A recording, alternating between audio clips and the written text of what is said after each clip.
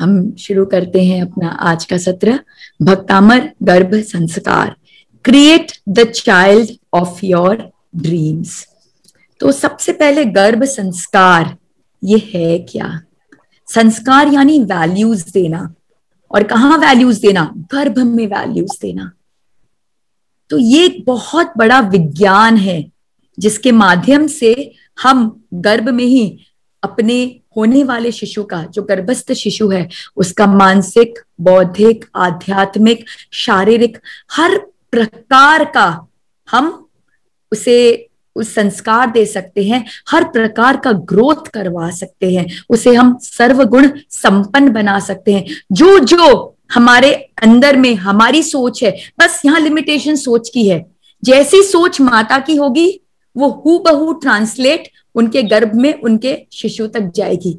तो माता की सोच ही यहाँ पे लिमिटेशन है और कोई लिमिटेशन नहीं है। Otherwise sky is the limit. Sunita ji ने कहा था, विवेकानंद, आइंस्टाइन, न्यूटन, ये सारे बच्चे जो बॉर्न हुए वो भी एक माता से ही बॉर्न हुए। और वो इतने महान क्यों बने? क्योंकि वो माता ने इतने महान संस्कार के बारे में सोचा, और जब उन्होंने इतने महान संस्कार के बारे में सोचा तो वो उनके गर्भ में गया। गर्भ में शिशु का पूरा प्रोग्रामिंग हुआ।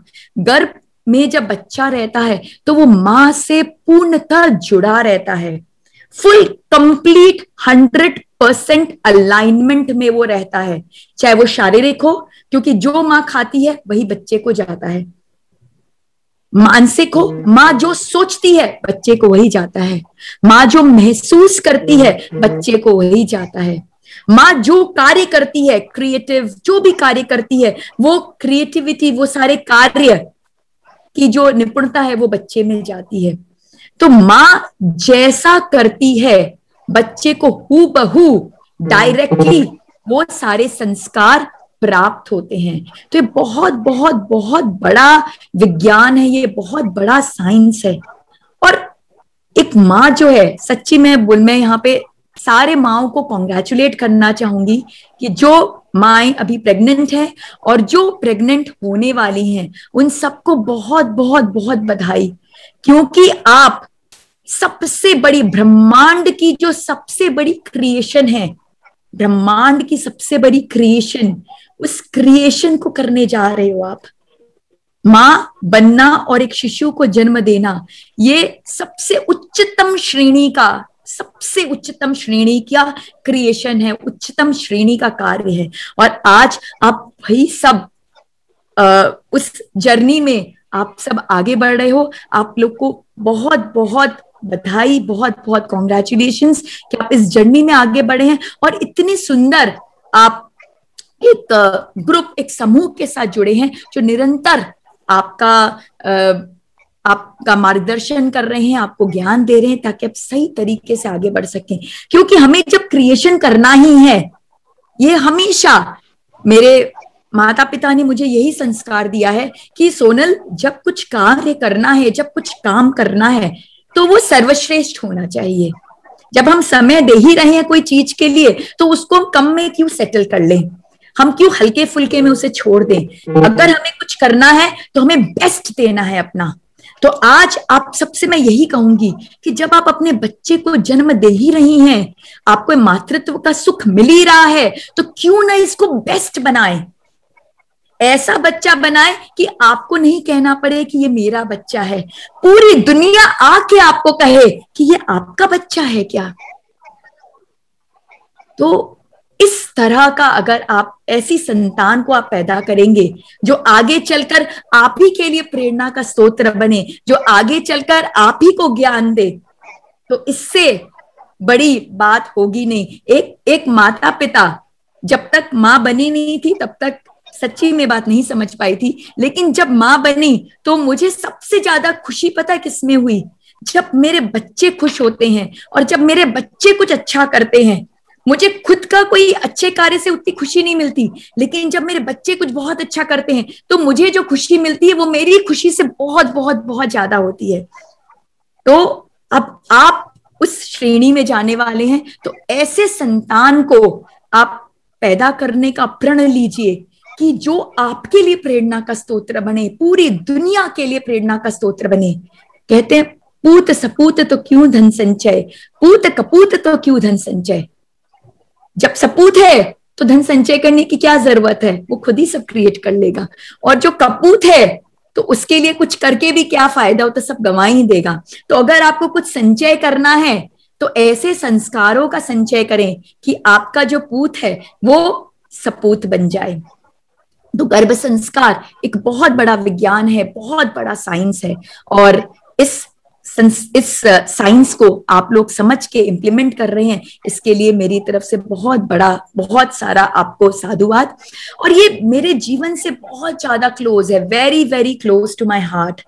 क्योंकि जैसा कि अनीश भैया ने बताया कि जो योद्धा जब कोई युद्ध में जाता है और उस युद्ध को जीतता है, तभी वो रणनीति को सिखा पाता है, तभी कैसे कुशल योद्धा बने वो सिखा पाता है। जो योद्धा कभी गया ही नहीं रणभूमि में, वो योद्धा क्या सिखाएगा कि कैसे हम किस तरह की नीतियों को अपनाएं, किस तरह के संस्कारों को अपनाएं। तो मेरे जीवन में भी ये गर्भ संस्कार ने बहुत बड़ा रोल प्ले किया है। इनफैक्ट मेरे जीवन में पूरा ट्रांसफॉर्मेशन ही इसी से आया। सब मुझे कहते कि सोनल आपने इतना सीखा कहाँ से इतना ज्ञान आपको मिला, कहाँ से आप इतना शेयर करती हैं, क्या है सोर्स ऑफ इंस्पिरेशन। तो मैं कहूंगी यही है मेरा सोर्स ऑफ इंस्पिरेशन, क्योंकि मुझे भी अपने बच्चों को प्राप्त करने के लिए बहुत मेहनत लगी थी। मैं जब अपने गुरुजी के पास गई थी तो उन्होंने मुझे एक टफ स्केड्यूल में डाल दिया था। सच्ची में बहुत टफ स्केड्यूल था। इतनी बार साधना करनी है, योगासन करने हैं, प्राणायाम करना है, ऐसी सोच रखनी है, इस तरह की थिंकिंग रखनी है। एक बिल्कुल एक नियंत्रित एक दिनचर्या में एक शैली में मुझे डाल दिया था। और उसको करते करते करते करते मैं रियलाइज ही नहीं कर पाई कि कब मैं वैसी बन गई। और ये तो बाई प्रोडक्ट था।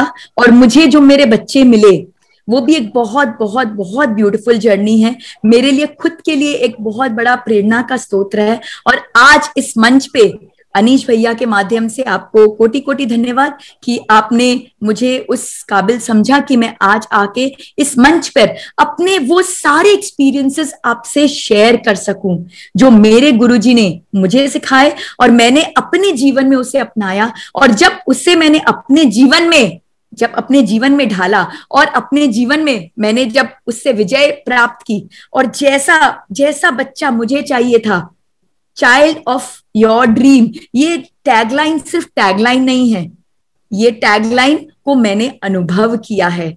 और वही अनुभव ये 3 दिन में मैं आपके साथ शेयर करने वाली हूं। और मैं चाहूंगी कि दुनिया के कोने कोने में जाकर सबके साथ शेयर करूं, क्योंकि हम एक बच्चे को पैदा नहीं कर रहे हैं। हम बार बार इस बात को जाने, जो संतान आप पैदा करने जा रही हैं वो संतान सिर्फ आपका नहीं है, वो संतान इस संसार को बहुत कुछ प्रदान करने वाला है, बहुत कुछ देने वाला है। तो इस तरह के सपूत को हमें जन्म देना है कि वो एक नहीं करोड़ों के समान हो, करोड़ों के समान हो। तो इसी के साथ मैं आज का अपना सत्र प्रारंभ करती हूं। तो सबसे पहले हमें इस थ्योरी ऑफ कर्मा को जानना होगा कि जो बच्चा हमारे गर्भ में आया है या फिर आने वाला है, उसका हमसे कनेक्शन क्या है। क्या अचानक से बच्चा हमारे गर्भ में आ गया, ये कुछ कनेक्शन है। तो आपको ये जानना होगा कि जब एक जीव इस संसार में आता है तो आने के पहले वो अपनी पूरी जीवनी लिखता है, वो खुद अपनी जीवनी लिखता है। कोई चित्रगुप्त बैठे नहीं है ऊपर में जो सबका जीवन का लेखा जोखा लिख रहे हैं। हर जीव अपने कर्मों के आधार पर अपनी जीवनी, अपना लाइफ स्क्रिप्ट खुद लिखता है। और उस लाइफ स्क्रिप्ट की पूर्ति करने हेतु उसे क्या चाहिए, एक परिवार चाहिए, एक माता चाहिए, एक पिता चाहिए। तो वो जीव खुद ढूंढता है मेरी माता कौन होगी, मेरे पिता कौन होंगे, और कौन सा परिवार मेरे लिए सर्वश्रेष्ठ है जो मेरी इस लाइफ स्क्रिप्ट की पूर्ति कर सके। एक राइटर जब स्क्रिप्ट राइटिंग करता है ना, तो स्क्रिप्ट राइटिंग करने के बाद वो क्या करता है कि इस रोल में कौन फिट बैठेगा, कौन फिट बैठेगा जो मेरे इस रोल को सबसे अच्छे से निभा सके। तो वो जीव देखता है कि संसार में कौन फिट बैठेगा मेरे परिवार होने के लायक, और फिर वो वैसे ही माता के गर्भ में जाता है। तो पॉइंट नंबर 1 सबसे इंपॉर्टेंट, अगर आप चाहते हैं कि सर्वश्रेष्ठ, हर माता की इच्छा है, मुझे आज तक कोई माता ऐसी मिली नहीं जो बोले कोई भी बच्चा हो जाए, क्या है बस बच्चा पैदा करना, नहीं, कभी नहीं। माता की सोच जैसी भी हो, वो खुद जैसी भी हो, लेकिन वो हमेशा ये चाहती है कि मेरा जो लाल हो वो तो सर्वश्रेष्ठ हो। अभी अनीश भैया गाना लगा रखे थे, सूरज कहूं या चंदा, तो सच्ची में एक माँ के लिए उसका बच्चा सूरज भी होता है, चंदा भी होता है, तारे भी होते, सब कुछ होता है। इतना प्यार, इतनी ममत्व होती है। लेकिन वो सिर्फ माँ के लिए सूरज या चंदा नहीं हो, पूरी दुनिया के लिए हो, वो सबसे इंपॉर्टेंट है। तो अगर एक माँ चाहती है कि मेरे गर्भ में इस तरह का दिव्य इंसान आए, दिव्य आत्मा आए, तो उसे अपने गर्भ को दिव्य बनाना पड़ेगा। क्योंकि बच्चा, वो जो जीव है, जो आत्मा है, वो गर्भ का चयन कर रहा है। तो अगर उस जीव का लाइफ स्क्रिप्ट, उस आत्मा का लाइफ स्क्रिप्ट अगर बहुत पुण्य से भरा हुआ है, बहुत अच्छे अच्छे कार्यों से है, तो उसे कौन सी माता लगेगी? वो माता चाहिए उसे जो उसके उस कार्य में उसको हेल्प कर सके, सपोर्ट कर सके, मार्गदर्शन दे सके स्टार्टिंग में, जब वो बाल्यावस्था में हो। तो इसलिए बहुत जरूरी है कि अगर हम जैसी आत्मा को चाहते हैं, हम वैसा गर्भ अपना बनाएं, क्योंकि जो बच्चा है, जो आत्मा है, वो गर्भ का चयन कर रहा है। और क्यों चयन कर रहा है? अपने सोल एजेंडा को की पूर्ति के लिए, उसके जो जीवन का लाइफ स्क्रिप्ट है उसकी पूर्ति के लिए वो आपके गर्भ का चयन कर रहा है। और आपका उसका कुछ ना कुछ कार्मिक ट्रांजैक्शन है जो आप माता बनकर उसे पूर्ण करने वाली हैं। तो बहुत बहुत बहुत जरूरी है कि जैसी आत्मा को आप आह्वान करना चाहती हैं, वैसा गर्भ आप अपने लिए तैयार करें। ये मैं कह रही हूं, बहुत सारी माताएं चैट बॉक्स में लिख रही थी कि मैंने अभी तक कंसीव नहीं किया, करना चाहती हूँ, करना चाहती हूँ, करना चाहती हूँ। तो मैं आप सबको कह रही हूँ, बहुत अच्छी बात है कि अभी तक आपने कंसीव नहीं किया, अब करिए, लेकिन अपने आप को तपश्चर्या के मार्ग में लगाकर करिए। जब मैं कंसीव नहीं कर पा रही थी तो शायद मेरे जीवन का सबसे बड़ा दुख था, सबसे बड़ा दुख, कि मैं कंसीव नहीं कर पा रही हूं। ऐसे कौन से मेरे कर्म अटके हैं कि मैं कंसीव नहीं कर पा रही हूं? बाकी सब मेरे जीवन में सुपर बेस्ट है, बट बच्चा क्यों नहीं हो रहा है?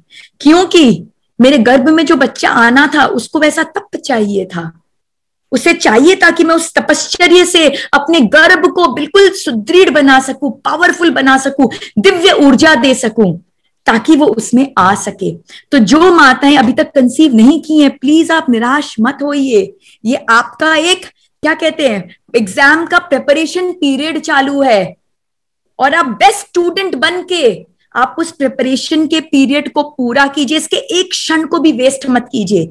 मैक्सिमम माताएं क्या करती हैं? दुखी हो जाती हैं, परेशान हो जाती हैं, नेगेटिविटी में आ जाती है। अरे एक माता ने अभी चैट बॉक्स में लिखा कि 2 बार 3 बार इतनी बार आईवीएफ हो गया, किसी ने लिखा कि भाई कंसीव किया, मिसकैरेज हो गया। कोई बात नहीं, हो गया। क्यों? क्योंकि जो बच्चा आपके गर्भ में आ रहा है वो अपने आप को आपके गर्भ से मैचिंग नहीं पा रहा है, आपके गर्भ की एनर्जी और उस आत्मा की एनर्जी में तालमेल नहीं बैठ रहा है, इसलिए वो नहीं रह रहा आपके गर्भ में। तो तालमेल बैठाना होगा आपको, अपने गर्भ को और भी दिव्य बनाना होगा, और भी ऊर्जावान बनाना होगा, ताकि वो आपके गर्भ में आके रह सके, उसे उस तरह का वातावरण मिले, उसे उस प्रकार की खुशी मिले।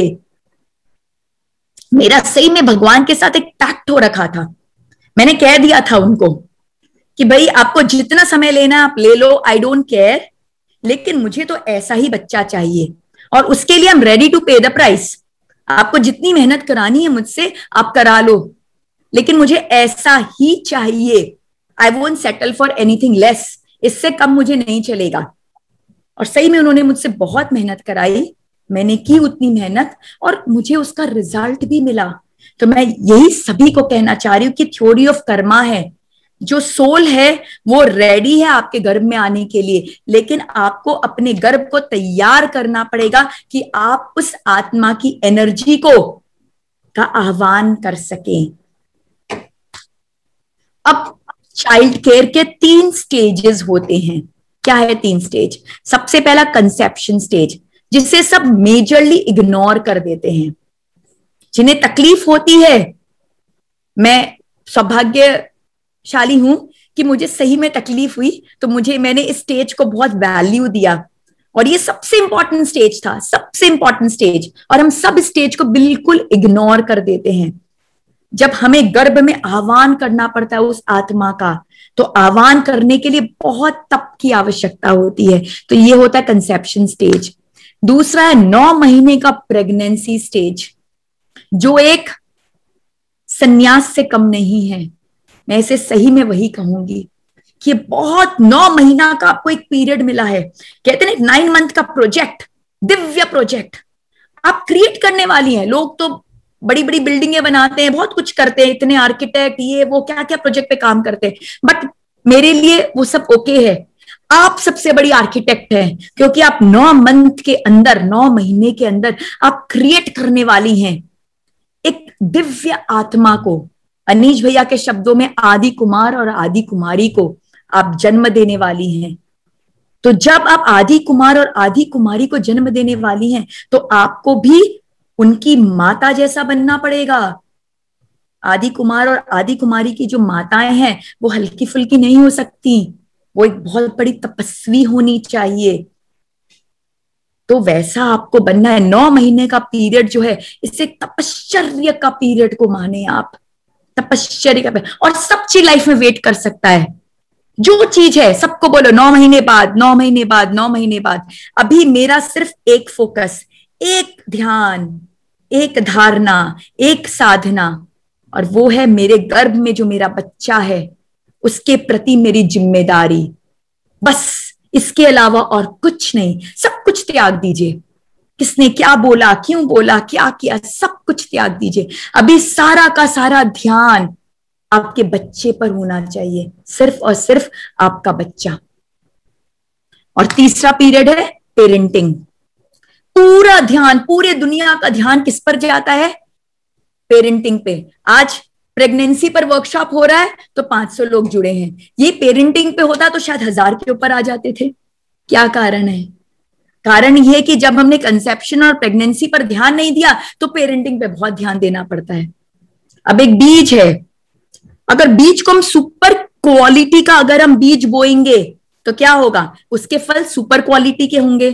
तो तब हमको फल पे ध्यान देना है क्या? कोई ध्यान देने की जरूरत नहीं।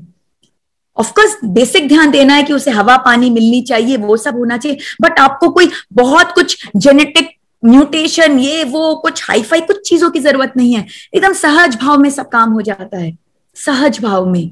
लेकिन जहां आप बीज की क्वालिटी का ध्यान नहीं देते तो क्या होता है? फल गड़बड़ पैदा होते हैं। और जब फल गड़बड़ पैदा होते हैं तब हम जागृत होते हैं। सही में हम कंसेप्शन पे तो बिल्कुल जागृत नहीं होते, कंसेप्शन में सोते रहते हैं। प्रेगनेंसी को हम एक हनीमून पीरियड की तरह, जिसे कहते हैं बेबी मून, सही में बेबी मून कहा जाता है, which is equivalent to honeymoon. भाई आपके लाइफ का बहुत अच्छा समय, इंजॉय कीजिए। क्रेविंग्स और टैंट्रम्स, मूड स्विंग्स, पता नहीं बॉलीवुड मूवीज ने ना इसको बहुत एग्जैजरेट कर दिया है कि भाई मुझे बेन एंड जेरी आइसक्रीम चाहिए। मतलब मेरे को तो समझ ही नहीं आता, भाई घर में जो बच्चा है उसको बेन एंड जेरी ब्रांड का पता कैसे चल गया कि बेन एंड जेरी आइसक्रीम चाहिए उसे?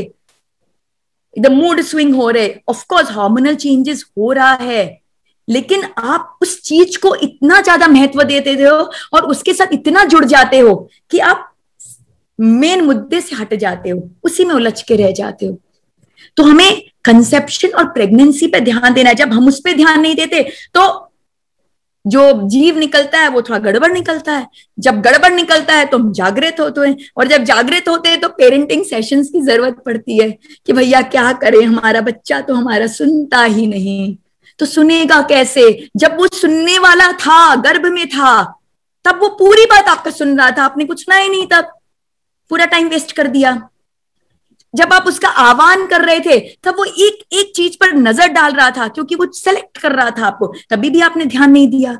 और अब सही में जब वो खुद की, उसकी अपनी इंडिपेंडेंट माइंड है, इंडिपेंडेंट बॉडी, एक इंडिपेंडेंट अस्तित्व है, उस समय आप कहते हो कि अरे मेरा बच्चा तो सुन ही नहीं रहा है, तो गड़बड़ मामला हो गया। बट ठीक है, उसमें भी हम मेहनत करके ठीक करेंगे। अब जो हो गया सो हो गया, ठीक करना है। बट मेरे कहने का मतलब है कि सबसे इंपॉर्टेंट स्टेज जो होता है ना, जो हाईली इग्नोर्ड है, वो है कंसेप्शन का स्टेज। तो ऑल दी मदर्स हियर जिन्होंने अभी तक कंसीव नहीं किया है, अपने आप को सही में सौभाग्यशाली मानिए और आज से एक नए वे में सोचना शुरू कीजिए कि नहीं हुआ कोई बात नहीं, लेकिन होगा जरूर। जैसे मैंने कहा, मेरा पैक्ट था भगवान के साथ, मुझे मालूम था बच्चा तो होना है, लेकिन मुझे ऐसा होना है, एकदम लिस्ट मेरी पूरी तैयार थी, मुझे ऐसा ही होना, फिजिकल, मेंटल, इमोशनल, हर एस्पेक्ट मुझे बिल्कुल क्लियर था, मुझे ऐसा ही होना है और आपको ऐसा ही देना होगा। अब इसके लिए आई नो, मुझे मालूम है लाइफ में कुछ भी फ्री नहीं मिलता, यू हैव टू पे द प्राइस फॉर एवरीथिंग। और अगर टॉप ब्रांड का, अगर मैं जाके लुई विटॉन और बड़े बड़े ब्रांड का कोई सामान खरीदूं तो थोड़ा ना 10 रुपए में आ जाएगा, उसके लिए 10 लाख देना पड़ेगा। तो जो जितना हाई फाई होता है, जो जितना हाई वैल्यूड होता है, उसके लिए उतना हमें मेहनत करना पड़ता है। तो जब मुझे एकदम आदि कुमार और आदि कुमारी जैसे बच्चे चाहिए, तो ऐसे ही आ जाएंगे क्या बिना मेहनत किए? बहुत मेहनत करनी पड़ेगी आपको, तैयार रहिए उस मेहनत के लिए। और जब आप तैयार हैं उस मेहनत के लिए, तभी आप बोलिए। अदरवाइज सेटल फॉर एनीथिंग ना। शर्ट 10 रुपए में, मतलब शर्ट 100 रुपए में भी मिलती है और शर्ट लाख रुपए में भी मिलती है। अब आपका चॉइस है, आपको कैसा शर्ट चाहिए, है ना। तो बच्चे बच्चे तो बच्चे हैं, कैसे भी हो सकते। एक क्या कहते हैं, तमोगुणी भाव के साथ भी आ सकते हैं, जिनमें गुस्से की भावना, ईर्ष्या की भावना, ये षड विकार बहुत हो, और एक सतोगुणी भाव के भी होते हैं। अब वो कैसे पैदा होंगे, वो पूरा का पूरा निर्भर करता है उनकी माता पर। अगर वो प्रेगनेंसी के पीरियड में तमोगुणी गुणों से युक्त रहती हैं, हमेशा परेशान, दुखी, संताप में ऐसी रहती हैं, तो आत्मा भी वैसी ही पैदा होगी। और अगर सतोगुणी रूप में रहती हैं तो वैसी होगी। तो पूरा का पूरा श्रेय जो है वो माँ का है। तो सबसे पहला जो स्टेज मैंने कहा सबसे इंपॉर्टेंट स्टेज है, वो है कंसेप्शन। अब इसमें मैं कहना चाहूंगी बाय चॉइस या बाय चांस। 99% क्या होता है? By chance. अचानक से प्रेग्नेंट हो गए, पता ही नहीं चला। आप जब क्या बोलते हैं बीज को लेते हो, तो बीज को आप ऐसे ही इधर उधर बिखेर देते हो कि आप इंश्योर करते हो कि बिल्कुल फर्टाइल लैंड हो, एकदम उसकी मिट्टी बिल्कुल फर्टाइल हो, बेस्ट क्वालिटी की मिट्टी हो, आप उसमें अपने बीज को डालोगे कि ऐसे ही बिखेर दोगे? और ऐसे बिखरे हुए जो बीज हैं वो कैसे बनेंगे? वो अच्छे फलदार बनेंगे कि नहीं बनेंगे, उसमें एक एलिमेंट ऑफ डाउट है। Not sure, not sure, by chance not sure. लेकिन जब बाई चॉइस, जब हम बिल्कुल ध्यान देते हैं कि मेरा गर्भ बिल्कुल तैयार है मेरे बच्चे के आह्वान के लिए, और अब मैं उसे आह्वान करके मैं उसे जन्म देने वाली हूं, और इस जन्म का जो 9 महीने का पीरियड था उसको सर्वश्रेष्ठ करके मैं बिताती हूं, तब क्या होगा? तब वो सर्वश्रेष्ठ बीज होगा।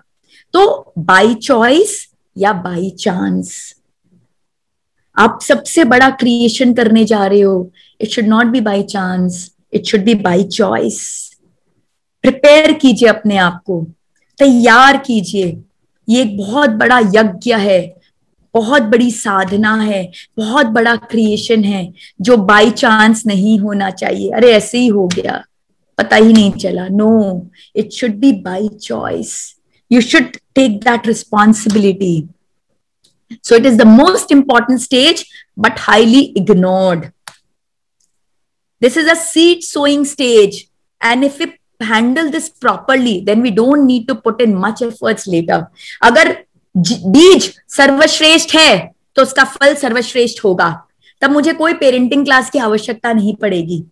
अगर मैंने सर्वश्रेष्ठ आत्मा का आह्वान किया है, तो वो आत्मा इतनी सतोगुणी युक्त होगी कि वो क्लासेस देंगी। उसके लिए हमें क्लास करने की जरूरत नहीं है, पेरेंटिंग की, काउंसलर्स के पास जाने की जरूरत नहीं है। तो हमें इस स्टेज पर बहुत मेहनत करनी है। What results we can achieve in the conception stage, we can't achieve later. क्योंकि अभी आत्मा का आह्वान हो रहा है, जैसा बीज मुझे चाहिए उसका आह्वान हो रहा है, तो मैं बेस्ट बीज का आह्वान कर रही हूं। तो जब मैं बेस्ट का आह्वान करूंगी तो रिजल्ट बेस्ट होगा, लेकिन अगर नहीं करूंगी तो रिजल्ट बेस्ट नहीं होगा। तो मैं बाद में जितनी भी मेहनत कर लूं, जितनी भी कटाई छटाई कर लूं, जितने भी केमिकल्स डाल लूं, यूरिया वगैरह वगैरह को डंप कर दूं उसके अंदर, पेस्टिसाइड छिड़कूं, ये करूं वो करूं, कुछ भी कर लूं, फल तो जैसे बीज है वैसे ही होंगे। थोड़ा सुधार हो सकता है बट ज्यादा कुछ नहीं हो सकता, बेसिक बेसिक होगा, ज्यादा कुछ नहीं होगा। तो आपको जो करना है स्टेज में करना है। And we don't need to feel uncertain about our child's future anymore. हमें आशंकित रहने की आवश्यकता नहीं है कि बच्चा, क्योंकि हर माँ की सबसे बड़ी आशंका यही होती है कि मेरा जो लाल है इस पूरी दुनिया को जीत ले। तो जीतेगा तब जब आप उसको जीतने के गुण देंगे, ऐसे नहीं जीत लेगा। So what are you waiting for? Just plan and get started with your priorities. जैसा कि मैंने कहा कि इस समय जब आप गर्भ धारण करना चाहती हैं या गर्भवती हैं, तो आपके लिए आपके बच्चे से बड़ी और कोई प्रायोरिटी नहीं है, कोई प्रायोरिटी नहीं है। मुझे याद है जब मेरा बेटा मेरे गर्भ में था, 7th मंथ, कुछ हमारे फैमिली में बहुत बड़ी क्राइसिस हो गई थी, बहुत बड़ी क्राइसिस। और उस समय लोगों के दनादन फोन आ रहे हैं कि अरे क्या हुआ कैसे, ब्ला ब्ला ब्ला ब्ला ब्ला ब्ला ब्ला ब्ला। मैंने क्या किया, मैंने फोन को स्विच ऑफ कर दिया, बिल्कुल एकांतवास में चली गई मैं, क्योंकि मुझे मालूम था मैं अभी इस स्टेज में हूं, मैं कुछ कंट्रीब्यूट नहीं कर सकती, लेकिन उसके अंदर इन्वॉल्व होके मैं एक कंट्रीब्यूशन जरूर कर सकती हूं, अपने बच्चे पर उसका बुरा प्रभाव पर आना, क्योंकि मैं जैसे इन्वॉल्व होंगी मेरा स्ट्रेस बढ़ेगा, मेरी टेंशन बढ़ेगी, जबकि मैं कर सकती नहीं कुछ। तो मेरे लिए बेस्ट सोल्यूशन क्या है? मेरे लिए बेस्ट सोल्यूशन है शट माई सेल्फ ऑफ। मैंने एकदम अपने आप को आइसोलेट कर लिया, बिल्कुल एकांतवास में चली गई, फोन लेना बिल्कुल बंद कर दिया। लोग परेशान हो जो हो, मुझे कुछ लेना देना नहीं, क्योंकि मेरी अभी सिर्फ एक ही प्रायोरिटी है, मेरे गर्भ में जो बच्चा है उसको मुझे सत्यचित आनंद की अवस्था में रखना है। और सत्यचित आनंद की अवस्था में बच्चा तभी रहेगा जब मैं स्वयं सच्चित आनंद की अवस्था में रहूंगी। मैं डिस्टर्ब हूं, अब मैं तो एक इंसान हूं ना, मैं एक इंसान हूं, मैं अगर कोई सिचुएशन से डिस्टर्ब हो गई हूं तो how can I control it? तो मेरा बच्चा भी डिस्टर्ब होगा। तो मुझे क्या करना है? मेरे पास चॉइस है, डिस्टर्ब नहीं होने का चॉइस है, उस सिचुएशन में नहीं पढ़ने का चॉइस। लोगों ने कुछ कह दिया, मेरे पास चॉइस है, मैं उस बात को इग्नोर करके आगे बढ़ जाऊं कि उसे लेके बस सोचते ना, अरे तो ऐसे ही बोलते ऐसे ही बोलते ऐसे ही बोलते ऐसे ही बोलते, सोचते ही नहीं कि भाई मैं प्रेग्नेंट हूं, केयर ही नहीं करते, ये नहीं करते वो नहीं करते। अरे बाबा, केयर करे नहीं करे उनकी प्रॉब्लम, वो केयर करे नहीं करे, लेकिन ये सोच के मैं अपने बच्चे का केयर नहीं कर रही हूं, ये सारी नेगेटिव थिंकिंग को अपने अंदर डाल के। तो आपके पास हमेशा एक चॉइस है, आपके पास प्रायोरिटी है कि आपके बच्चे को आपको एक सत्यचित आनंद की अवस्था में रखना है, एक ब्लिस के स्टेट में रखना है, क्योंकि आप योगी को जन्म देने वाले, आदि कुमार और आदि कुमारी को जन्म देने वाले हैं। उसे सत्यचित आनंद में रखना है, बिल्कुल रिलैक्स अल्फा मोड में। और वो कब रहेगा? जब आप स्वयं रहेंगी। आपकी लिस्ट तो बोलते हैं हजारों ख्वाहिशें मेरी और हर ख्वाहिश में दम निकले। तो हजारों ख्वाहिशें, मेरा बच्चा ये हो ये हो ये हो, लेकिन कर क्या रहे हो आप? कर क्या रहे हो आप? मैं हमेशा यही क्वेश्चन करूंगी, आप क्या कर रहे हो? What is your contribution? What is your contribution? आदि कुमार आदि कुमारी को जन्म देना है, लेकिन आप बन रहे हो क्या उनकी माता? उनकी माता को देखिए, उन्हें 16 स्वप्न आते थे, उन्होंने कैसे अपने गर्भ को धारण किया, उसकी कहानियां सुनिए और समझिए। ऐसे नहीं पैदा हो जाते, उसे पैदा करने के लिए आपको मेहनत करनी होगी। आप जब मेहनत करेंगे तभी आपका बच्चा वैसा होगा। और 9 महीने की बात है, 9 महीने की बात है, थिंग्स कैन वेट। मुझे किसी ने कुछ बुरा बोला, कोई बात नहीं, हैंडल करिएगा, लेकिन 9 महीने बाद, 9 महीने बाद जाएगा उनके पास। भाई उस दिन आपने ऐसा मुझे क्यों बोला था? मैं 4th मंथ प्रेग्नेंट थी, आपको दिख नहीं रहा था क्या कि मैं 4th मंथ प्रेग्नेंट थी?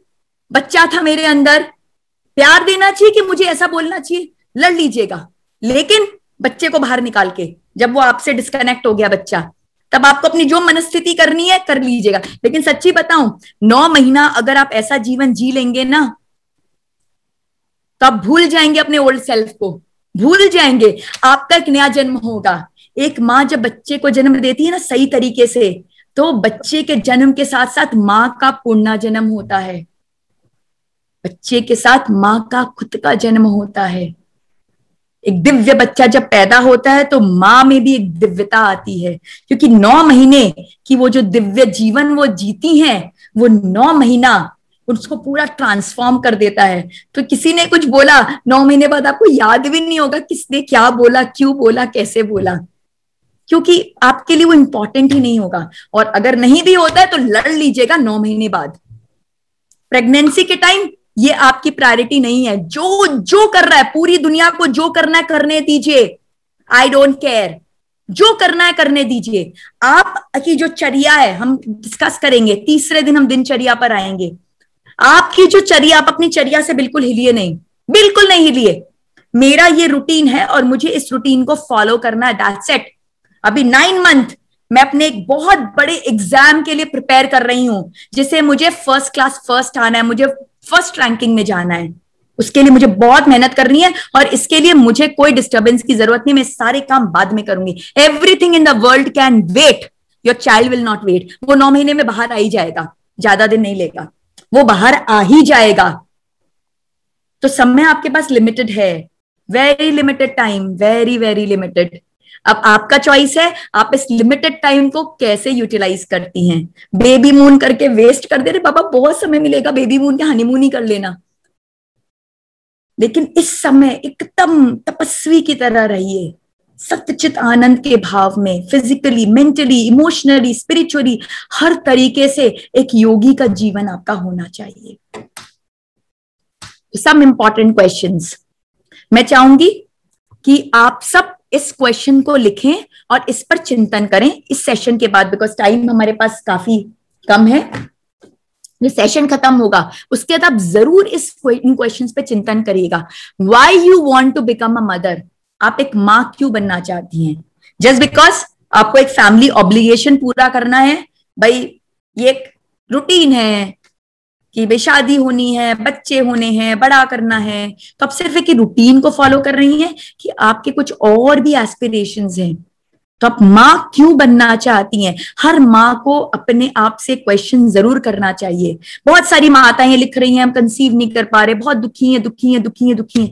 तो किस बात के लिए आप दुखी हैं? जस्ट बिकॉज पूरी दुनिया में और सारी जो वुमेन है, आपके एज के सब लोग हैं, उन सबके बच्चे हो गए हैं और आपके बच्चा नहीं हुआ है, जिस उस बात के लिए आप दुखी हैं कि आप कुछ ऐसा कुछ प्राप्त करना चाहती हैं, कुछ बहुत special. Just think about it, why you want to become a mother? आप माँ क्यों बनना चाहती हैं? दूसरा, what are the qualities, physical, हर एंगल में, physical, mental, emotional, social, spiritual. हम सर्वगुण संतान की बात कर रहे हैं यहाँ पे, आदि कुमार और आदि कुमारी की बात कर रहे हैं, छोटे मोटे लेवल की बात नहीं कर रहे हैं। इस गर्भ संसार के जो प्लेटफॉर्म को अनीश भैया ने तैयार किया उसको आप छोटा मोटा मत समझिए, ये बहुत बड़ा हाई लेवल का प्लेटफॉर्म है, क्योंकि हम यहाँ पे दिव्यता की बातें कर रहे हैं। बच्चे तो पैदा ऐसे ही हो जाते हैं, रोज का मेरे ख्याल से कुछ 80,000 बच्चे पैदा होते हैं शायद, if I am not wrong, हजारों में गिनती है, इतने बच्चे पैदा होते हैं। लेकिन हमें उससे क्या मतलब? हमें तो, हम जो एक क्रिएशन कर रहे हैं हमें उससे मतलब है, और वो क्रिएशन इस 80,000 की भीड़ में खो जाए कि वो शाइन करे।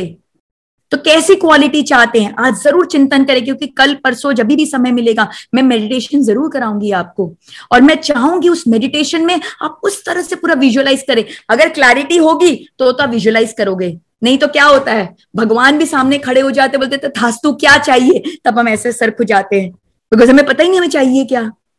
अगर अभी भगवान आ जाएंगे आपके सामने और बोलेंगे कैसा बच्चा चाहिए, तब हम सोचने बैठेंगे कैसा चाहिए रे, तो कभी सोचा ही नहीं हमने। तो सोचिए भगवान आपके सामने हैं, आपको देने के लिए तैयार हैं, कैसा बच्चा चाहिए? Physically, mentally, emotionally, socially, spiritually, हर क्वालिटी को बिल्कुल डिफाइन कीजिए कंप्लीट क्लैरिटी के साथ। कलर कैसा चाहिए? अगर डिंपल भी चाहिए तो वो भी सोचिए, बाल कैसे चाहिए, कर्ली चाहिए, स्ट्रेट चाहिए, आंखें बड़ी चाहिए, छोटी चाहिए। कोई आपके परिवार के लोग हैं जिनको बेहद पसंद करते हैं, आपको लगता है कि उनकी छवि हो, तो सोचिए वैसा क्वालिटीज क्या हो, किस तरह का, लेकिन एक बात नहीं, हर आत्मा अपनी सोल एजेंडा को पूरा करने आ रहा है, तो आप क्वालिटी सोच सकते हैं, लेकिन ये नहीं कि डॉक्टर बने, इंजीनियर बने, ब्ला ब्ला ब्ला, ये कभी नहीं सोचना। ये निषेध है, ये निषेध है, कार्मिक साइकिल में ये निषेध है। This is not allowed. आप अपने बच्चे की जीवनी नहीं लिख सकते हो, आप खाली क्या कर सकते हो, उनमें गुण डाल सकते हो, और गुण जब अच्छा होगा तो जीवनी अपने आप अच्छी हो जाएगी। जीवनी लिखने का आपको बिल्कुल हक नहीं है, बिल्कुल भी हक नहीं है। तो प्लीज कृपा करके डॉक्टर बने, इंजीनियर बने, टीचर बने, फिल्म स्टार बने, प्लीज ये नहीं। वो बच्चा खुद डिसाइड करेगा उसे क्या बनना है। आपका काम है as a parent, as a mother, गुणों को देना। आपका सिर्फ यही काम है। लाइफ स्क्रिप्ट वो खुद लिख रहा है, और लाइफ स्क्रिप्ट वो खुद जिएगा। आप खाली उसे गाइड कर सकते हो, उसकी लाइफ स्क्रिप्ट को बदलने की कोशिश कभी नहीं करना, सिर्फ गाइडेंस देना और ऐसी क्वालिटी देना कि वो अपने आप अच्छी लाइफ स्क्रिप्ट लिखे, अपने आप लिखे, और हम खुद अचंभित हो जब उसकी लाइफ स्क्रिप्ट चल रही हो ना, तो हम खुद देख देख के खुश होते जाएं। सूरज कहूं या चंदा, खुद देख देख के हम खुश होते जाएं कि वाह, मैं भी अगर लिखती तो ऐसा लाइफ स्क्रिप्ट नहीं लिख पाती अपने बच्चे के लिए, उसने खुद ने कितना अच्छा लिखा है। And then very very important, कुछ भी मुफ्त नहीं है इस दुनिया में, कुछ भी मुफ्त नहीं है। यू हैव टू पे the price for everything. So what price are you ready to get a child of your dreams? आपने इतनी बड़ी क्वालिटी का लिस्ट तो लिख दिया, मेरा बच्चा स्वस्थ हो, तो स्वस्थ रखने के लिए आप क्या कर रही हैं अभी? सात्विक भोजन कर रही हैं कि जंक फूड करे, क्रेविंग हो गई तो आज 4 आइसक्रीम खा लिया, तो पकौड़े खा लिए, तो समोसे खा लिए। तो ये सब राजसिक तामसिक भोजन खा के थोड़ा ना सात्विक बच्चा होगा। आपको थोड़ा कंट्रोल करना होगा। एक आध ठीक है, हाँ भाई क्रेविंग हो रही है, ठीक है थोड़ा खा लिया, बट चरिया कोई वैसा बना लेंगे, अरे मॉर्निंग सिकनेस होता है, मैं तो 10 बजे के पहले उठ ही नहीं सकती, ऐसे थोड़ी ना चलेगा। वो आपको भी अपने हार्मोन्स के साथ में एक तालमेल बैठाना पड़ेगा, अपने को भी एक संतुलन मिलाना पड़ेगा। तो what price are you ready to pay to get a child of your dream? आप क्या देने को तैयार हो? Child birth is actually a second birth of a mother. Rebirth होता है मां का। So get ready to invoke the soul of your dreams. अपने ड्रीम वाले बच्चे को का आह्वान करने के लिए आप सभी तैयार हो जाइए। तो अब हम, ये था अभी तक कंसेप्शन का स्टेज, अब हम बढ़ते हैं आगे प्रेगनेंसी के स्टेज में। तो प्रेगनेंसी के स्टेज में हम चर्चा करेंगे holistic wellbeing of a child की, कि कैसे हम होलिस्टिकली अपने बच्चे को बना सके, जिसमें हम चर्चा करेंगे मेंटल, फिजिकल, इमोशनल और स्पिरिचुअल। तो आज के सत्र में हम चर्चा कर पाएंगे मेंटल की, और कल फिर हम फिजिकल एंड इमोशनल को लेंगे, और तीसरे दिन हम स्पिरिचुअल एस्पेक्ट्स की चर्चा करेंगे, और कैसी दिनचर्या बनानी है उसकी चर्चा करेंगे, और हम एक मेडिटेशन भी करेंगे, जिससे हम पूरा एक विजुअलाइजेशन एक्सरसाइज करेंगे कि अपने बच्चे को किस तरह से हम आह्वान करके अपने गर्भ में किस तरह के संस्कार हम उसे दे रहे हैं। तो हम चलते हैं सबसे पहले मेंटल वेलबीइंग पर, कि tap into the power of your subconscious mind by mind programming. हमारे गर्भ में जो बच्चा है वो परफेक्ट अलाइनमेंट में है हमारे साथ। गर्भवती माँ और गर्भस्थ शिशु दोनों परफेक्ट अलाइनमेंट में है, उनका माइंड बिल्कुल सिंक्रोनाइजेशन में है। तो जब माँ अपना माइंड प्रोग्रामिंग करती है तो बच्चे का माइंड प्रोग्रामिंग ऑटोमेटिक हो जाता है। तो आज मैं माइंड प्रोग्रामिंग के पूरे स्टेप्स को आपसे डिस्कस करूंगी, क्योंकि जब आपको स्टेप्स क्लियर होगा तब आप सही वे में प्रोग्राम कर पाएंगे अपने बच्चे को, अपने आप को, कि वो किस तरह का वो बन सके। और हम कैसे करेंगे? Through affirmations and visualisation. तो अब इसके लिए सबसे पहले हमें समझना होगा हमारे माइंड को। माइंड यानी मन, क्योंकि मन ही सबसे पावरफुल है, जो करता धरता है सब मन है। मन ही सारी डायरेक्शंस देता है और हम उसके गुलाम बन के सारी चीजें करते जाते हैं। आज इतने सारे लोग यहाँ पर क्यों मौजूद हैं? क्योंकि उनके मन ने कहा कि भाई गर्भ संस्कार का कोई सेशन हो रहा है, शायद कुछ फायदा होगा, तो आ गए। मन नहीं होता तो नहीं आते। तो मन ही सारा काम कराता है। तो वर्किंग ऑफ द माइंड, तो वर्किंग ऑफ द माइंड कैसे वर्क करती है? एकदम हमारा माइंड कंप्यूटर की तरह है। इनफैक्ट मैं तो इसे सुपर डुपर कंप्यूटर कहूंगी। कोई कंप्यूटर जो एक इंसान ने बना सका, उससे भी कई गुना ज्यादा पावरफुल कंप्यूटर हमारा माइंड। क्योंकि कंप्यूटर तो इंसान ने बनाया है, और हमारे माइंड को किसने बनाया है? वो अल्टीमेट क्रिएटर ने, उस भगवान ने, उन्होंने बनाया है। साक्षात आदिनाथ प्रभु, उन्होंने बनाया हमारे माइंड को। तो जब उन्होंने हमारे माइंड को बनाया है तो बेस्ट है। हमारे माइंड में, हमारे अंदर बिलियंस ऑफ न्यूरॉन्स है, और एक एक न्यूरॉन जो है ना, वो एक एक सुपर कंप्यूटर से भी बड़ा है। तो हमारे अंदर इतने सारे सुपर कंप्यूटर समाहित है, बट अनफॉर्चुनेटली हम उसका सिर्फ 3 to 4% ही यूज कर पाते हैं, ज्यादा यूज नहीं कर पाते। तो सोचिए, आप अपने गर्भ में इस तरह से माइंड प्रोग्रामिंग करके आप अपने बच्चे के माइंड को कितना विकसित कर सकते हैं। तो जैसा कि कंप्यूटर है, वो क्या करता है? इनपुट लेता है। कैसे कंप्यूटर में हम इनपुट करते हैं? कीबोर्ड के द्वारा, माउस के द्वारा, आजकल वॉइस के द्वारा भी इनपुट होता है। हम कुछ कमांड इनपुट करते हैं, अंदर में प्रोसेसिंग होती है, और प्रोसेस होके क्या होता है? आंसर फ्लैश हो जाता है, आउटपुट स्क्रीन पे आ जाता है आंसर। तो उसी तरह से हमारा माइंड सिंपल, भगवान की सारी क्रिएशन सबसे सिंपल है। ये मनुष्य जो हर चीज को कॉम्प्लिकेट कर देते हैं, भगवान तो हर कुछ बहुत सहज, बहुत सिंपल बनाते हैं। तो ये भगवान, हमारा जो सुपर कंप्यूटर है, माइंड है, वो भी ऐसी फंक्शन करता है। इनपुट क्या है? हमारी 5 इंद्रियां, ज्ञानेंद्रियां, आईज, नोज, ईयर्स, टंग और स्किन। नाक, कान, जीवा, त्वचा और आंख। ये जो 5 हमारी ज्ञानेंद्रियां हैं, ये हमारी इनपुट है। हम पूरी दुनिया से ये 5 इंद्रियों के द्वारा, ज्ञानेंद्रियों के द्वारा हम इंफॉर्मेशन लेते हैं। इंफॉर्मेशन लेके क्या होता है? वो हमारे अंदर जाता है, और चतुष्टय अंतःकरण, बुद्धि, अहंकार, मन और चित्त, ये 4 को कहते हैं चतुष्टय अंतःकरण। ये 4 डायमेंशन है हमारे माइंड के, जो प्रोसेसर हैं, जो हर इंफॉर्मेशन जो हमारी इंद्रियां ले रही हैं उसे प्रोसेस करते हैं, और प्रोसेस करके आउटपुट जाता है किसको? हमारी 5 कर्मेंद्रियों को, जो क्या है? हमारे लेग्स, हैंड्स, माउथ, एनस और जेनाइटल्स। ये हमारे 5 कर्मेंद्रियां हैं। तो हम ज्ञानेंद्रियां, 5 ज्ञानेंद्रियां द्वारा इंफॉर्मेशन लेते हैं, चतुष्टय अंतःकरण द्वारा उसकी प्रोसेसिंग करते हैं, और फिर 5 कर्मेंद्रियों द्वारा उसकी आउटपुट कर देते हैं। तो इनपुट और आउटपुट तो एकदम क्लियर है, हम रोज ही यूज करते हैं। मुझे ना आपको ज्ञानेंद्रिय समझाने की आवश्यकता है, ना कर्मेंद्रिय समझाने की जरूरत है। We keep using it every day. But yes, हमें प्रोसेसर को समझना बहुत जरूरी है, क्योंकि यही प्रोसेसर को जब हम समझेंगे तो ही हम प्रॉपर प्रोग्रामिंग करने में सक्षम हो पाएंगे। हमें अभी अपने पूरे माइंड की प्रोग्रामिंग करनी है, ताकि हमारे बच्चे की माइंड की प्रोग्रामिंग हो सके। तो जब हम प्रोसेसर कैसे काम करता है, जब हम उसकी टेक्निकलिटीज को समझेंगे, तो ही हम करेक्ट प्रोग्रामिंग कर पाएंगे। तो क्या है हमारे माइंड के 4 डायमेंशन? सबसे पहले बुद्धि। बुद्धि क्या है? सिंपल, बुद्धि एक ही काम करती है, वो तर्क करना, लॉजिक। Left brain, logic. ये ऐसा होना चाहिए, वैसा होना चाहिए, इस तरह से होना चाहिए, उस तरह से होना चाहिए, खाली लॉजिक। तो बुद्धि हमेशा क्या करती? लॉजिक करती है। हर लॉजिक का 2 पहलू होता है, हर लॉजिक के हमेशा 2 पहलू निकलते हैं। तो बुद्धि क्या है? बुद्धि एक नाइफ का काम करती है। अगर एक बुद्धिजीवी इंसान को एक फूल दे दो तो क्या करेगा? उसको पूरा कटिंग शटिंग करके चेक करेगा, रे इसके पेटल्स हैं, पेटल्स के अंदर ये है, फिर पोलन ग्रेन है, ये है, ये है, ये। तो बुद्धिजीवी इंसान हमेशा हर तथ्य को काट काट के उसके एकदम अंदर तक जाने की कोशिश करता है।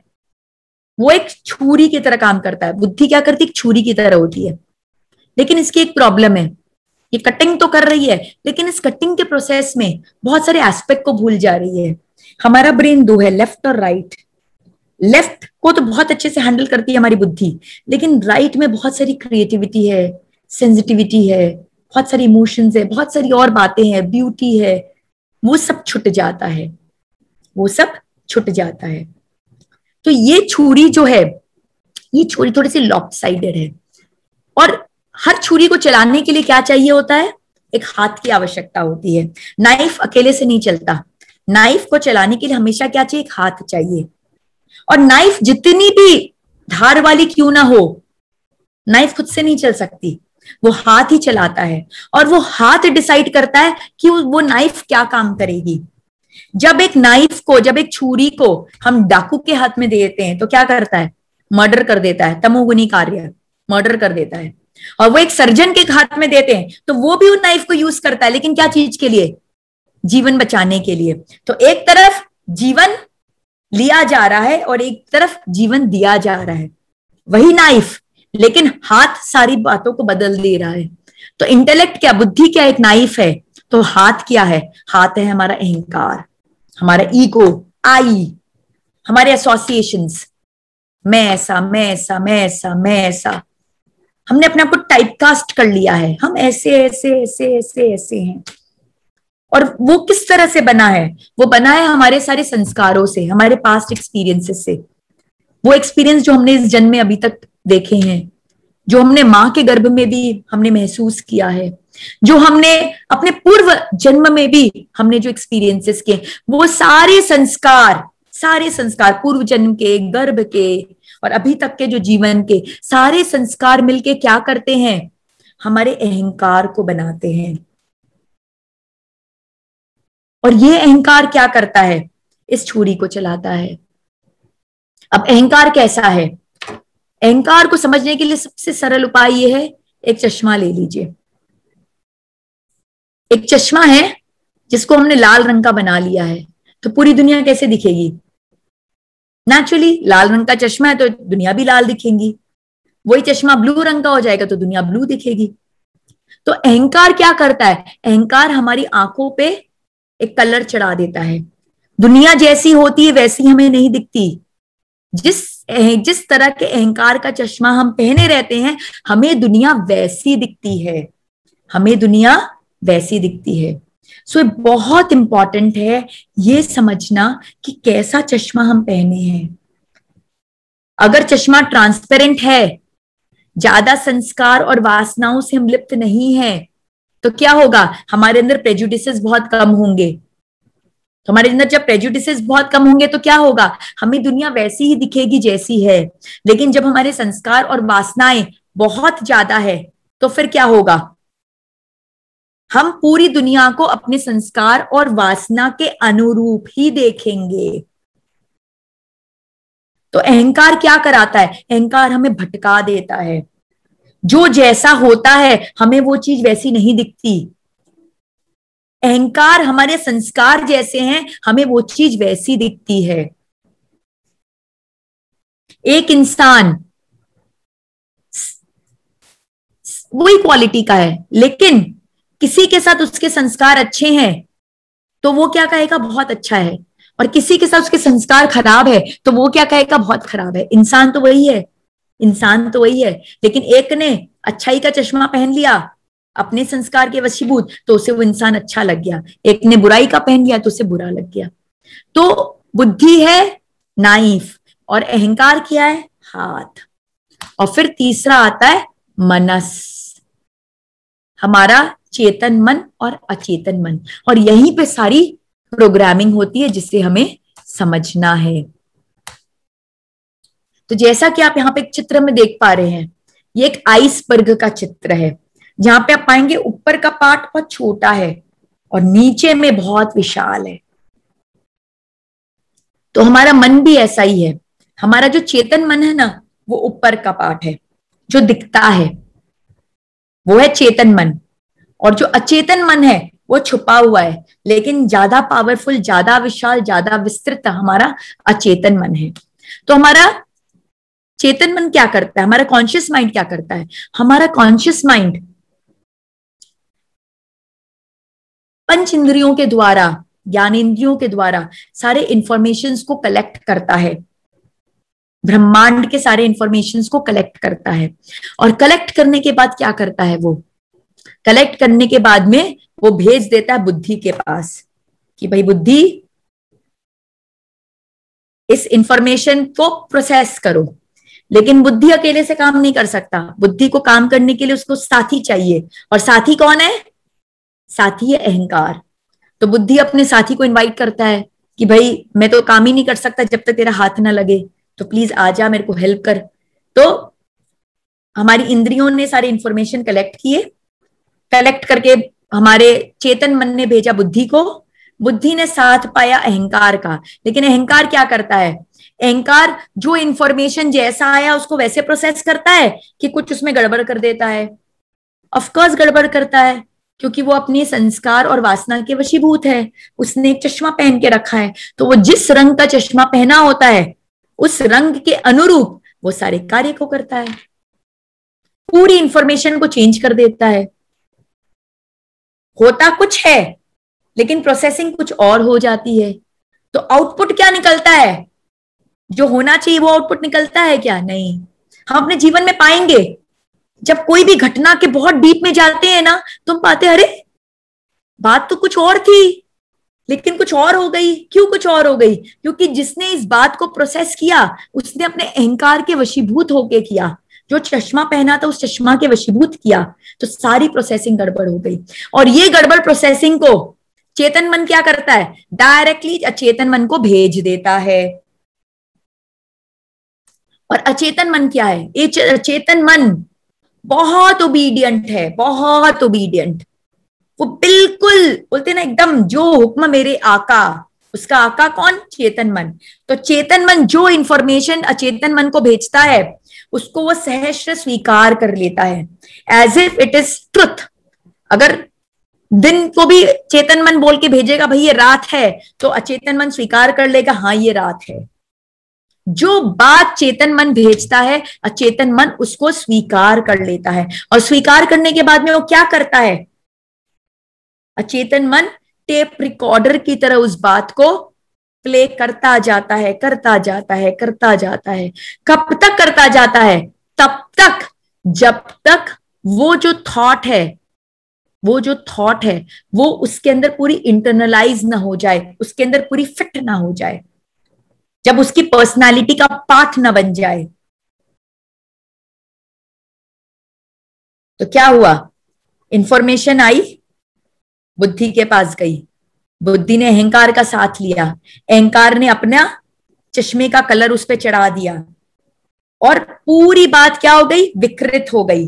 अब बात वो नहीं है जो हमारी इंद्रियों ने देखा, आंख ने कुछ और देखा था, लेकिन बुद्धि और अहंकार ने उस बात को पूरा पलटा दिया। और ये पलटी हुई बात कहाँ गई? अचेतन मन में। अचेतन मन भोला भाला, जो चेतन मन दे उसे स्वीकार कर ले। और हमारे मन ने उस बात को पूरा एक्सेप्ट कर लिया, पूरा एक्सेप्ट कर लिया। अभी कोई आया आके बोला भाई डिलीवरी में तो बहुत तकलीफ होती है, सबसे पेनफुल समय होता है डिलीवरी करना। तो क्या हुआ? ये मैसेज गया मेरे अचेतन मन ने, अचेतन मन ने एकदम डाल लिया अंदर में, बाबा डिलीवरी तो बहुत टफ होती है, बहुत टफ है भगवान, कैसे हैंडल होगा वो लेबर पेन, कैसे करूंगी मैं। तो क्या हुआ? रॉन्ग प्रोग्रामिंग हो गई, रॉन्ग प्रोग्रामिंग हो गई। कोरोना का पूरा पीरियड फैला हुआ है, हर जगह कोरोना का त्राहिमाम बचा है। अरे भाई जिसको होना है उसको होगा, लेकिन हर जगह इतना फैला हुआ है। हम जो भी न्यूज देख रहे हैं, जो भी न्यूज़पेपर में पढ़ रहे हैं, जिससे बात कर रहे हैं, सब सिर्फ कोरोना कोरोना कोरोना कोरोना। तो क्या हो गया? हमारे अचेतन मन ने एकदम वो जो कोरोना से बिल्कुल हावी वाला जो फीलिंग है उसको पूरा अपने अंदर एक्सेप्ट कर लिया कि भाई ये कोरोना से तो बचना बहुत मुश्किल है। और जैसे ही अचेतन मन ने इस बात को एक्सेप्ट किया कोरोना से बचना बहुत मुश्किल है, क्या हुआ? बस थोड़े दिन बाद हो गया कोरोना। क्यों? क्योंकि हमने कोरोना को इनवाइट किया। हम उस तरह की एनर्जी सेंड करने लगे ब्रह्मांड में, इनवाइट करने लगे। हम जो हमारा अचेतन मन जो सोचता रहता है, जो सोचता रहता है वो वैसी एनर्जी को अट्रैक्ट कर लेता है और अट्रैक्ट करके उसको पूरा कर लेता है। तो अगर आपने अपने अंदर में ये डाल लिया भाई डिलीवरी तो बहुत टफ है, तो आपको निश्चित रूप से डिलीवरी में बहुत तकलीफ आने वाली है, क्योंकि आपने अपने माइंड को प्रोग्राम कर लिया। और जब तकलीफ आएगी तो पता है आप क्या बोलोगे? देखा, मैंने कहा था ना कितनी तकलीफ होती है। कोरोना होने के बाद आप क्या बोलोगे? देखो मैं कह रही थी ना इतने दिन से कि होगा होगा होगा, हो गया। अरे आप समझ ही नहीं रहे हो। आपने खुद ने इनवाइट किया लेबर की तकलीफ को, खुद ने इनवाइट किया कोरोना की तकलीफ को। और वही अगर आपके अचेतन मन ने ये एक्सेप्ट किया होता कि वाह मैं इतने बड़े क्रिएशन को करने वाली हूं, तो लेबर पेन उसके सामने क्या है? ऐसे 1000 पेन कुर्बान मेरे उस बच्चे के लिए। जब आप वो फीलिंग को सोचोगे तो एकदम नॉर्मल, और आप बोलोगे कि सच्ची में इतना इजी होता है, मैं तो बस लेबर रूम में गई और बाहर आ गई, कुछ हुआ ही नहीं। It was so beautiful, the whole process was so nice. तो जैसा हम सोचते हैं पूरा ब्रह्मांड वैसा ही चीज को चरितार्थ कर देता है, और फिर हम उसकी पुष्टिकरण करते हैं। देखो मैं ऐसा कह रही थी, मैंने कहा था कि मैं जब जब प्रेग्नेंट होती हूँ मेरा मिसकैरेज हो जाता है। देखो तीसरी बार फिर से हो गया। अरे तीसरी बार क्या, चौथी बार भी होगा, पांचवी बार भी होगा, छठी बार भी होगा, और तब तक होता रहेगा जब तक आप अपने सबकॉन्शियस माइंड की प्रोग्रामिंग नहीं कर लोगे कि आप जब कंसीव करते हो तो बच्चा सुरक्षित रहता है और आप उसको पैदा करती हो। आप जब तक सोचोगे कि बस वो मिसकैरेज हो जाता है तो आप हर समय एक फियर में रह रहे हो, मिसकैरेज हो गया, मिसकैरेज हो गया, मिसकैरेज हो गया, मिसकैरेज हो गया, तो मिसकैरेज तो होगा ही ना। ब्रह्मांड भगवान भी आ जाएंगे तो आपके मिसकैरेज को रोक नहीं सकते, क्योंकि आपने वो मिसकैरेज की एनर्जी को इनवाइट कर लिया है। वो तो अपना काम करके ही जाएगा। तो प्लीज वो सारी माताएं जो इस तरह के भय में रह रही, कोरोना के भय में रह रही हैं, मिसकैरेज, अरे होगा तो होगा ना, होगा हल्के से चला जाएगा, क्या फर्क पड़ता है। हजारों लाखों लोगों को हुआ है, डेथ की परसेंटेज कितनी है देख लीजिए, और कितने लोग सुरक्षित हुए देख लीजिए। क्या ठीक है भाई, होगा देखा जाएगा, होगा देखा जाएगा, इग्नोर मारिए। तो जब आप इग्नोर मारेंगे तो चांस है आपको हो भी ना, और खुदा ना खास्ता हो भी गया तो उसको हैंडल कर लीजिएगा। क्या बट उस फियर में रह के आप अपने बच्चे को कितना आक्रांतित कर रही हैं। हर समय आप डर डर के उसको डरा रही हैं। जैसा कि अनीश जी ने कहा, वो बच्चा कितना डरा हुआ, हर समय डर डर में जीने वाला बच्चा होगा वो। तो क्यों कर रही हैं आप ऐसा? भगाइए सारे डर को। जब होगा तब होगा, जब होगा तब होगा, उस समय देख लेंगे। लेकिन वो जो चीज हुई नहीं, उसके भय में रह के हम उसको एक तो दो चीज कर रहे हैं, उसको इनवाइट कर रहे हैं, और दूसरा हम वो नेगेटिव एनर्जीज को अपने बच्चे के अंदर डाल रहे हैं और उसके फ्यूचर को बर्बाद कर रहे हैं। ऐसे फियर की एनर्जी से पैदा हुआ बच्चा क्या कर लेगा दुनिया में? तो इस तरह के फियर को आप प्लीज भगाए। बहुत सारी माताएं बहुत घबराती है, हाँ मेरा बच्चा स्वस्थ तो है ना, स्वस्थ तो है ना, स्वस्थ तो है ना। व्हाट डू यू मीन मैं स्वस्थ तो है ना? अरे स्वस्थ है, स्वस्थ है, और बनाइए स्वस्थ अपने अच्छे सत्कर्मों से। लेकिन स्वस्थ तो है ना, स्वस्थ तो है ना। तो बच्चा भी सोच रहा है भाई मेरी मम्मी चाहती कि मैं बीमार हूं, तो बीमार हो जाता है। अब जैसी एनर्जी भेजते हो वो वैसा ही होता है। तो हमें क्या करना है? हमें अपनी इस नेगेटिव थिंकिंग की रीप्रोग्रामिंग करनी है। तो रीप्रोग्रामिंग किसकी करनी है? हमें अपने अचेतन मन की करनी है, क्योंकि कॉन्शियस माइंड तो हमारे पास भेज रहा है सारे इंफॉर्मेशन। अब हमको इस अचेतन माइंड को हमें बदलना है, उसे रीप्रोग्राम करना है। तो कैसे करेंगे हम रीप्रोग्राम? तो हमें उसके लिए पहले सबकॉन्शियस माइंड की क्वालिटीज को समझना पड़ेगा कि सबकॉन्शियस माइंड की क्वालिटीज क्या है। तो सबसे पहला क्वालिटी जो सबकॉन्शियस माइंड का, वो दिशाहीन है। वो बिल्कुल दिशाहीन है। उसे जो दिशा निर्देशित किया जाता है वो उसी को फॉलो कर लेता है। एक छोटी सी कहानी आपको सुनाना चाहूंगी। एक इंसान था जिसने बहुत तप किया, और तप करके जब भगवान खुश हो गए तो भगवान प्रकट हुए, और भगवान ने प्रकट होके कहा कि अरे वाह वत्स, तुमने इतना अच्छी साधना की, मुझे खुश कर दिया, और अब मैं तुम्हें कुछ वरदान देना चाहता हूं, तो जो मांगना है तुम मांग लो। तो वो बहुत खुश हो जाता है, बोलते एक काम कीजिए भगवान, मुझे एक जिन दे दीजिए, बहुत थक गया मैं सब काम कर करके, अब मैं आराम करना चाहता हूं। तो जिन काम करेगा और मैं आराम करूंगा। तो भगवान कहते कि देखो बेटा, जिन तो मैं दे दूंगा, लेकिन जिन बहुत पावरफुल है, वो 1 सेकंड खाली नहीं बैठ सकता। तो तुमको उसको लगातार वर्क लिस्ट देते जाना पड़ेगा, टू डू लिस्ट, जिस क्षण तुमने वर्क लिस्ट देना बंद किया वो तुमको ही आके खा जाएगा। तो वो आदमी सोचा कि अरे भगवान को क्या मालूम, मेरे पास इतना लंबा लिस्ट है काम का, कभी खत्म ही नहीं होता। बोले नहीं नहीं भगवान कोई टेंशन नहीं, आप दे दीजिए, जिनको मैं संभाल लूंगा। बोले ठीक है ले लो। तब जिन आया और आदमी ने काम देना शुरू किया, लेकिन उसे पता ही नहीं कि जिन तो सुपर फास्ट है, वो काम खत्म बताना खत्म ना करे उससे पहले जिन खत्म करके आ जाए। अब थोड़ी देर बाद तो ऐसा होने लगा कि वो सोचे कि मैं बताऊं उसके पहले वो आके खड़ा हो जाए, तो बहुत टेंशन की बात हो गई। तो घबरा गया आदमी, कह रही ये तो मेरे को ही खा जाएगा, तो मैं क्या करूं। तो उसने फिर एक आइडिया लगाया, एक खंबा गाड़ दिया। बोला जिन मैं तुम्हारी एक प्रोग्रामिंग कर रहा हूं। बोले क्या प्रोग्रामिंग कर रहा हूं। बोले ये प्रोग्रामिंग कर रहा हूं कि जब जब तुम्हारा काम खत्म हो और मैं अगला तुमको इंस्ट्रक्शन दूं, तो तब तब के लिए मेरा ये इंस्ट्रक्शन है कि तुम इस खंबे पे चढ़ना और उतरना, चढ़ना और उतरना, and wait for my next instruction. तो उसने इंस्ट्रक्शन के बीच का एक इंस्ट्रक्शन दे दिया। तो जिन मजे से ऊपर नीचे कर रहा है, जब जब उस आदमी को कुछ काम याद आया उसने बताया और वो कर रहा है। तो यानी ये क्या बता रहा है, वो जिन कौन है और वो खंबा क्या है। जिन है हमारा अचेतन मन, हमारा सबकॉन्शियस माइंड, जो बहुत पावरफुल है, बहुत बहुत बहुत बहुत बहुत ज्यादा पावरफुल है, हमेशा काम में लगा रहता है। लेकिन उसकी एक बात है, वो कभी खाली नहीं बैठ सकता। और जैसे ही आपका अचेतन मन खाली होगा, वो क्या करेगा, वो आप ही का भक्षण करने आएगा। कैसे भक्षण करेगा आपका, नेगेटिव थिंकिंग के द्वारा। हमारे मन की बहुत बड़ी खासियत है, जैसे मन को थोड़ा देर के लिए शांत छोड़ दो ना, बिना काम के, नेगेटिविटी आ जाती। 20 साल पहले किसने मुझे क्या बोला था, क्यों बोला था, कैसे बोला था। अब तो वो आदमी को शायद मैंने 10 साल से देखा भी नहीं होगा, कोई रिश्ता नाता भी नहीं है, तो भी याद आ गया। नेगेटिव थिंकिंग, ये हमारी अचेतन मन की खास बात है कि वो हमेशा एक नेगेटिव थिंकिंग में होता है जब वो खाली रहता है। तो हमें क्या करना है, हमें खंबा गाड़ के देना है अपने मन को।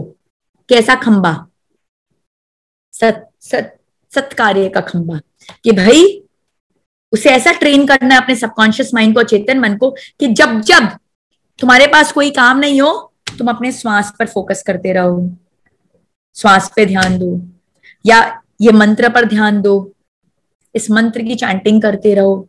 मतलब कुछ भी इस तरह के अच्छे कार्य में उसको बिजी कर दीजिए, ताकि वो नेगेटिव काम ना करे।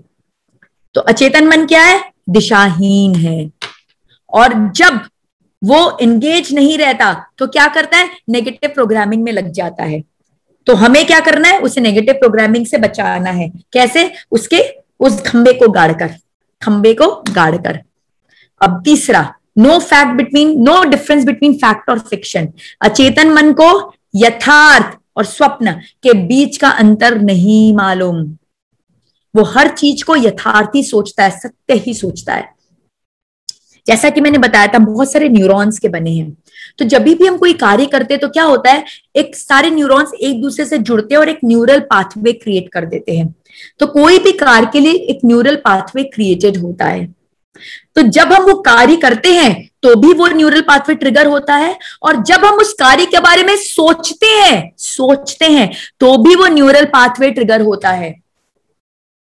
तो जो माताएं बार बार ये सोच के अरे डिलीवरी बहुत टफ है, बहुत पेनफुल है, तो क्या हो रहा है, वो बार बार उस न्यूरल पाथवे को पावरफुल बना रही हैं। पेनफुल।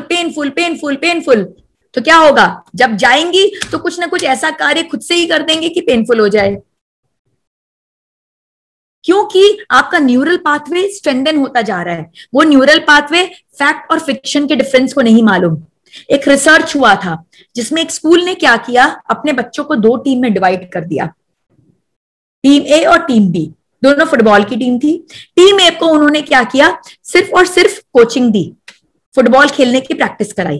टीम बी को फुटबॉल प्रैक्टिस के बाद में रोका और उनको बोला कुछ नहीं करना है, खाली मेंटल रिहर्सल करो।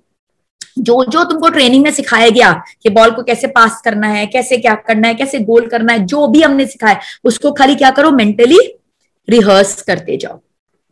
तो टीम बी ने वो किया, दोनों को सेम ट्रेनिंग, खाली टीम बी का एक एक्स्ट्रा काम था, वो था मेंटली रिहर्स करना। और जब मैच हुआ तो टीम बी का performance was far far far better. क्यों?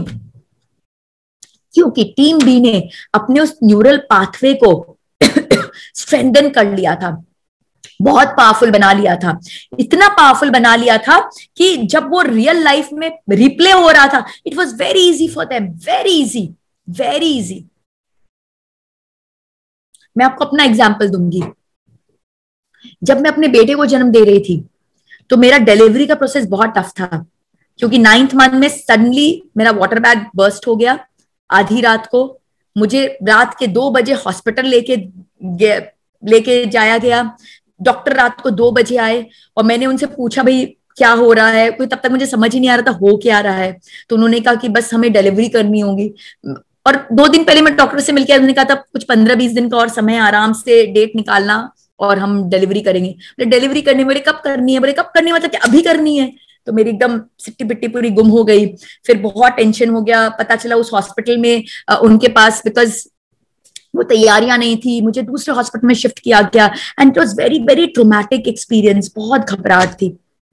जब मेरी बेटी बॉर्न हुई तो मैंने क्या किया, मैंने पूरा एक नया न्यूरल पाथवे क्रिएट किया कि मैं डिलीवरी करने जा रही हूँ, बिल्कुल हंसते हुए, इंजॉय करते हुए, बहुत मजे से एकदम जा रही हूँ। और उस समय मैं गई थी व्हील चेयर पे, मेरे लिए व्हील चेयर खड़ा था, व्हील चेयर पे बैठी, डॉक्टर भागते दौड़ते आए। मेरी डॉक्टर सुबह 4 बजे आई ऑपरेशन करने के लिए, 4:30 बजे के करीब मेरा बेटा बॉर्न हुआ। फिर मेरे पूरे परिवार वाले भागते भागते दौड़ते आए। मतलब it was a very very different experience. और मेरी बेटी का जो एक्सपीरियंस था बिल्कुल अमेजिंग था, एकदम मजे से मैं जा रही हूँ, बिल्कुल प्लान। सबको मैंने बता दिया था भाई कि मेरा डिलीवरी होने वाला है, सब ऑलरेडी पहुंच के थे, सबने मुझे बहुत प्यार किया। मैं ओटी में गई, मेरी बच्ची बॉर्न हुई। It was a very beautiful experience. क्यों?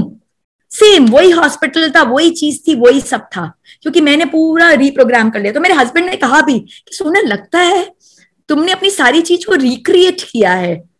वो जो एक्सपीरियंस मैंने रिक्रिएट किया बिकॉज वो मेरा एक्सपीरियंस इतना ट्रोमैटिक था कि मैं उस ट्रोमैटिक एक्सपीरियंस के साथ रहना नहीं चाहती थी। कि डिलीवरी फॉर मी मतलब अगर मेरे पास कोई आए मेरे बेटे के बर्थ के बाद और मुझसे पूछे डिलीवरी का एक्सपीरियंस कैसा होता है, तो it was like really really bad, बिल्कुल हॉरिफाइंग एक्सपीरियंस था मेरा, एकदम डरावना। सडनली रात को भाग रहे हैं, डॉक्टर आ रहे हैं और बिल्कुल एकदम रो रही हूं मैं, कुछ समझ नहीं आ रहा है हो क्या रहा है। तो मैं बोली ये एक्सपीरियंस के साथ मुझे नहीं जीना है, पूरा रिक्रिएट किया। एंड फिर मेरी बेटी बॉर्न हुई, that experience was like divine beautiful experience.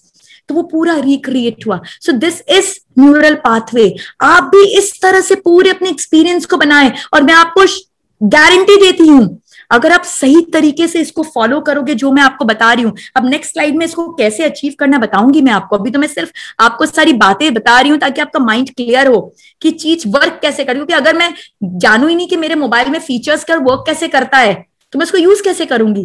तो आपको अपने अचेतन मन को यूज करना है अपने बच्चे की प्रोग्रामिंग के लिए, तो उससे पहले आपको जानना पड़ेगा कि आपका अचेतन मन काम कैसे करता है। तो वो फैक्टर फिक्शन को नहीं समझता। इसलिए अगर आप चाहते कि जैसे मंजू भाभी हमेशा कहती है पेनलेस डिलीवरी के लिए श्लोक है, तो श्लोक को ध्यान करें और पूरे प्रोसेस को विजुलाइज करें, उस न्यूरल पाथवे को विजुलाइज कर करके इतना पक्का बना ले कि जब वो रियलिटी में हो रहा है तो आपके अचेतन मन ऑटोमेटिक उसी पाथ को फॉलो कर रहा है। उसके पास ऑप्शन ही नहीं है कोई दूसरे पाथ को फॉलो करने का, वो एक ही पाथवे ट्रिगर हो रहा है आपके लिए। फिर चौथा, इमोशनल एंड सेंसरी। हमारा अचेतन मन बहुत इमोशनल है। अगर मैं आपसे पूछूं कि 4 दिन पहले या सोचिए 10 दिन पहले, वॉट एवर, 4 दिन भी मतलब थोड़े दिन पहले आपने क्या खाया था, तो आपको शायद याद भी ना हो।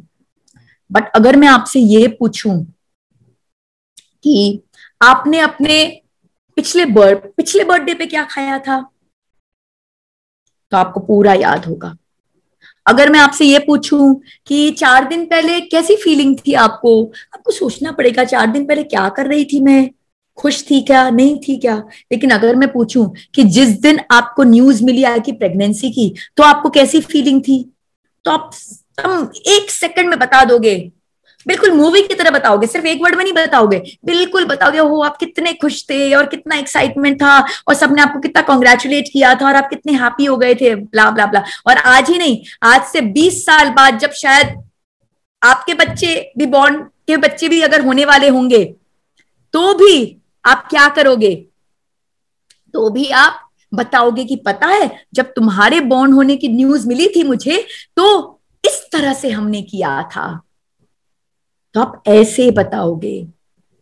तो हमारे हमारा जो अचेतन मन है बहुत इमोशनल है, वो इमोशंस को समझता है। तो जो बातें हम जितने इमोशन के साथ में करेंगे, जो बातें आई एम सॉरी, मुझे कुछ कहना चाहते हैं क्या? कुछ मैसेज है मेरे लिए? दी आप अभी कंटिन्यू कर लें, फिर मैसेज हम लोग बाद में देख लेंगे। ओके ओके, नहीं बिकॉज मेरे पास कुछ फोन वगैरह आ रहे थे तो मुझे लगा कि शायद कुछ कहना चाहते हैं मुझे। और बस 15 मिनट और लगेगा, 10 to 15 समय भी है, 5 बजने में 10 मिनट है, I finish on time. But ये बहुत इंपॉर्टेंट चीज मैं समझा रही हूँ, क्योंकि सब माताएं जब इसको समझेंगी तो सही मायने में जो हम कह रहे हैं ना, create the baby of your dream, ये सिर्फ एक टैगलाइन नहीं है कि भाई हमें भीड़ इकट्ठी करनी है अपने इसमें तो ज्यादा लोग आए ये टैगलाइन देके, नहीं, हम वो अचीव करेंगे। लेकिन उसके लिए आपको सब चीज अच्छे से समझना पड़ेगा। जब आप समझोगे अच्छे से तो ये आप उसको रियलिटी में ट्रांसलेट कर पाओगे। तो इमोशंस को समझता है हमारा सबकॉन्शियस माइंड। तो आप जब कोई भी प्रोग्रामिंग करोगे उसको बहुत इमोशंस के साथ करना, बहुत इमोशन। अपने बच्चे के बारे में जब सोच रहे हो तो खूब पूरी ममता को लाइए। आप अभी तक पैदा नहीं हुआ आपका बच्चा, लेकिन उस ममत्व को आप फील कर सकते हो खूब ममता के साथ में। आप अपने बच्चे को फील कीजिए, उसको एकदम 5 इंद्रियों के द्वारा आप उसके साथ में इंटरेक्ट कीजिए। वो पूरे प्रोसेस को आप सोचिए, क्योंकि हमारा जो चेतन मन है ये 5 इंद्रियों के इनपुट को सबसे अच्छे से ग्रास्प कर पाता है।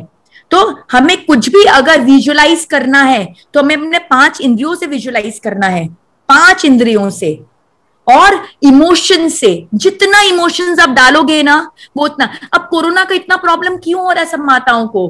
क्योंकि उन्होंने बहुत इमोशन डाल दिए, फियर के बहुत इमोशन डाल दिए। अब चेंज करिए, अब लव का इमोशन डालिए। बोले मेरा गर्भ इतना पावरफुल है कि भाड़ में जाए। एकदम सुरक्षा कवच, सुरक्षा कवच बना के रखिए, सुरक्षा कवच। मैं जब मेरे बच्चे बॉर्न होते मैं दिन भर कहीं भी बाहर जाती, कुछ भी करती, कवच का पाठ करती रहती थी और फील करती थी कि चारों तरफ एक सुरक्षा कवच मेरे है जो मेरे बच्चे को, कि सच में हम जितना भी लेक्चर दे दे, एक माँ को अपने बच्चे की सुरक्षा का हमेशा एक फीलिंग रहता है कि मेरा बच्चा जो मेरे गर्भ में सुरक्षित हो, सुरक्षित हो, फीलिंग रहता है। लेकिन सिर्फ फीलिंग होने से कुछ नहीं होगा, आप उसको सुरक्षा कवच दीजिए। मंत्र जाप जो भी आपको बराबर लगता है उससे आप पूरा सुरक्षा कवच दीजिए। फील कीजिए कि एक सुरक्षा कवच है चारों तरफ जो उसे प्रोटेक्ट कर रहा है, और फिर कोई भी शक्ति पॉसिबल नहीं है। 2 बार मेरी बेटी के प्रेगनेंसी के टाइम में 2 बार गिरी थी, 2 बार गिरी थी और बहुत डेंजरस गिरी थी। लेकिन पता नहीं कोई तो अद्वितीय शक्ति थी जिन्होंने दोनों बार मुझे स्ट्रेट गिराया, स्ट्रेट एकदम घुटने के बल पे सीधी ऐसे गिरी। जबकि गिरी थी मैं ऐसे गिरी थी, मैंने पांव पूरा पिसला और मैं ऐसे गिरी, लेकिन अल्टीमेट आउटपुट ऐसा था। मुझे नहीं मालूम कैसे था। एकदम मेरा बच्चा बिल्कुल सुरक्षित। मुझे मेरे एंकल में नेचुरली बहुत प्रॉब्लम हुई, 10-15 दिन तक मैं बेड रिडन हुई। जो तकलीफ हुई वो मेरे शरीर को हुई, लेकिन मैं गर्भ जो था जिसको मैं हमेशा सुरक्षा कवच दे के रखती थी, हमेशा वो बिल्कुल सुरक्षित रहा। मतलब मैं सच्ची बोलूं तो मैं अपनी एग्जाम्पल ज्यादा शेयर नहीं करती हूँ, बट आज के फोरम में मैं शेयर कर रही हूँ। और वो इसलिए कर रही हूँ क्योंकि मैं आपको ये कॉन्फिडेंस देना चाहती हूँ कि इट वर्क्स। और मैं इसलिए आपको कॉन्फिडेंस देना चाहती हूँ क्योंकि एज अ मदर मैं जानती हूँ कि कितनी पेन और कितनी पीड़ा होती है जब एक मदर लिख रही है कि मेरे 3 बार मिसकैरेज हुए हैं। आई can feel that pen, I can feel that pen. जब एक माँ कह रही है कि मैं कंसीव नहीं कर पा रही हूँ, I can feel that pain. That's why I want to share कि इस पेन के आगे, इस अंधकार के आगे बहुत बड़ा उजाला है, बहुत बड़ा प्रकाश है। लेकिन उस प्रकाश की ओर हमको बढ़ना होगा। अगर हम अंधेरे में ही अपने आप को बंद करके रखेंगे तो कुछ नहीं होगा। तो प्रकाश की ओर बढ़िए। तो इमोशंस और 5 सेंसेस के साथ आप विजुअलाइज कीजिए। एंड देन हमारा जो सबकॉन्शियस माइंड है वो स्टोर किस तरह से करता है इंफॉर्मेशन को, विजुअल्स की तरह। अगर मैं आपको कहूं कि आप सोचिए कोई भी चीज के बारे में, आपका जैसे, हाँ जैसे मैंने एक एग्जांपल दिया कि आपको जब न्यूज मिली प्रेगनेंसी की तो आपका दिन कैसा था, तो पूरा दिन आपका एक मूवी की तरह चलेगा, एक मूवी की तरह धर धर धर धर धर धर धर कि न्यूज मिला, इतने खुश हुए, ऐसी पार्टी हुई, सबने कंग्रेचुलेट ब्ला ब्ला ब्ला ब्ला।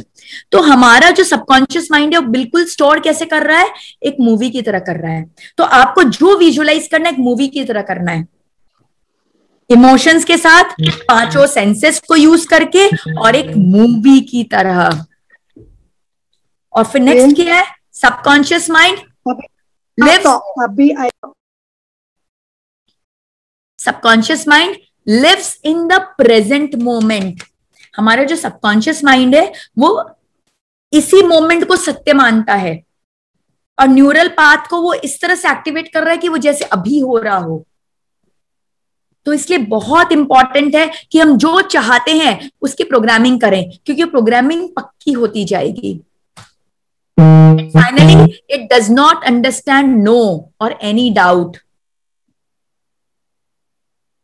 अगर मैं आपको बोलूं कि आंखें बंद कीजिए और पिंक एलिफेंट के बारे में मत सोचिए, बिल्कुल नहीं सोचिएगा पिंक एलिफेंट के बारे में, एकदम नहीं सोचना है आपको। तो क्या होगा, सबसे पहले फोटो किसकी आएगी, किसकी आई, पिंक एलिफेंट। फिर आयो हो इसका नहीं सोचना है, क्रॉस मारो क्रॉस मारो क्रॉस मारो। लेकिन आ गया ना आपके दिमाग में, तो आपने क्या किया, न्यूरल पाथवे क्रिएट किया कि नहीं किया, क्रिएट किया, लेकिन फायदा नहीं हुआ, क्रिएट तो हो ही गया। तो इसलिए सबकॉन्शियस माइंड नो को कभी नहीं समझता, वो नो को नहीं समझता। इसलिए हमको जो भी प्रोग्रामिंग करनी है, हमें कैसे करनी है, हमें जो भी प्रोग्रामिंग करनी है हमें बिल्कुल पॉजिटिव वे में करनी है, ना शब्द नहीं करना है कि मेरे बच्चे को कोरोना ना हो। रॉन्ग, कोरोना होगा ही होगा, कोरोना होगा ही होगा। सही प्रोग्रामिंग क्या होगी, मेरा बच्चा सुरक्षित। एंड फाइनली सबकॉन्शियस माइंड कोई डाउट को नहीं समझता। जैसे ही आपने डाउट किया, सबकॉन्शियस माइंड की सारी programming fail, total fail. Subconscious mind की सारी प्रोग्रामिंग फेल हो जाती है। आप जैसे ही कोई डाउट करते हो, जैसे ही कोई डाउट करते हो, आपको बिल्कुल एक दृढ़ विश्वास के साथ अपने सबकॉन्शियस माइंड की प्रोग्रामिंग करनी है। तो ये है characteristics of the subconscious mind. अब इसके बाद वर्किंग ऑफ द माइंड, जो मैंने अभी तक आपको बताया, एक डायग्राम के हिसाब से आपको एक्सप्लेन कर दूं कि कॉन्शियस माइंड क्या करता है, 5 सेंसेस से इंफॉर्मेशन लेता है और फिर प्रोसेस करता है, कैसे, इंटेलेक्ट और हमारे अहंकार के हेल्प से। और फिर ये सबकॉन्शियस माइंड में स्टोर हो जाता है in the form of visuals. और फिर ये जो विजुअल्स हैं ये आउटपुट किसके थ्रू होते हैं, हमारे कर्मेंद्रियों के द्वारा। तो ये हो गई हमारी वर्किंग ऑफ द माइंड। हमारा जो सुपर कंप्यूटर हमारे अंदर है वो कैसे काम कर रहा है, अभी मैंने आपको सिर्फ वो समझाया है। अब हमको क्या करना है, ये हमारा सबसे इंपॉर्टेंट स्टेप है। जो मैं इतने देर से इतनी बातें बोल रही हूं वो सिर्फ इसके लिए बोल रही हूं, सिर्फ इसके लिए, लेकिन इसको आप अच्छे से समझ सके इसलिए मुझे इतना बोलना पड़ा। तो ये सबसे इंपॉर्टेंट है, how to tap into subconscious. अब हमारे सबकॉन्शियस में कोरोना का भय घुस गया है, डिलीवरी का भय घुस गया है, बच्चे के स्वास्थ्य का भय घुस गया है, मिसकैरेज हो रहा है उसका भय घुस गया है, मैं कंसीव नहीं कर पा रही उसका भय घुस गया है, एंडलेस एंडलेस। तो अब इसको हमको रीप्रोग्रामिंग करना है, क्योंकि जब तक ये हमारे अंदर रहेगा ये हमको उस चीज को अचीव नहीं होने देगा, बिल्कुल नहीं होने। हम जितना इसके बारे में सोचेंगे उतनी प्रॉब्लम में हम पड़ते जाएंगे। तो हमें क्या करना है, हमें इसे रीप्रोग्राम करना है। तो कैसे रीप्रोग्रामिंग करना है, फर्स्ट स्टेप, 3 स्टेप प्रोसेस है।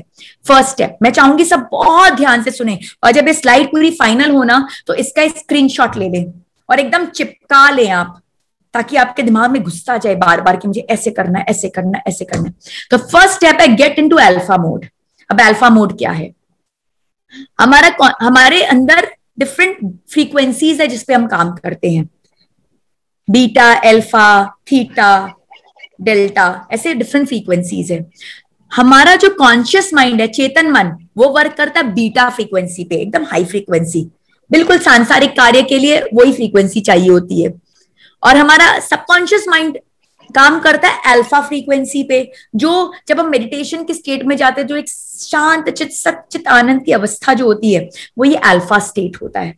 तो हमारा कॉन्शियस माइंड है बीटा स्टेट और सबकॉन्शियस माइंड है अल्फा स्टेट।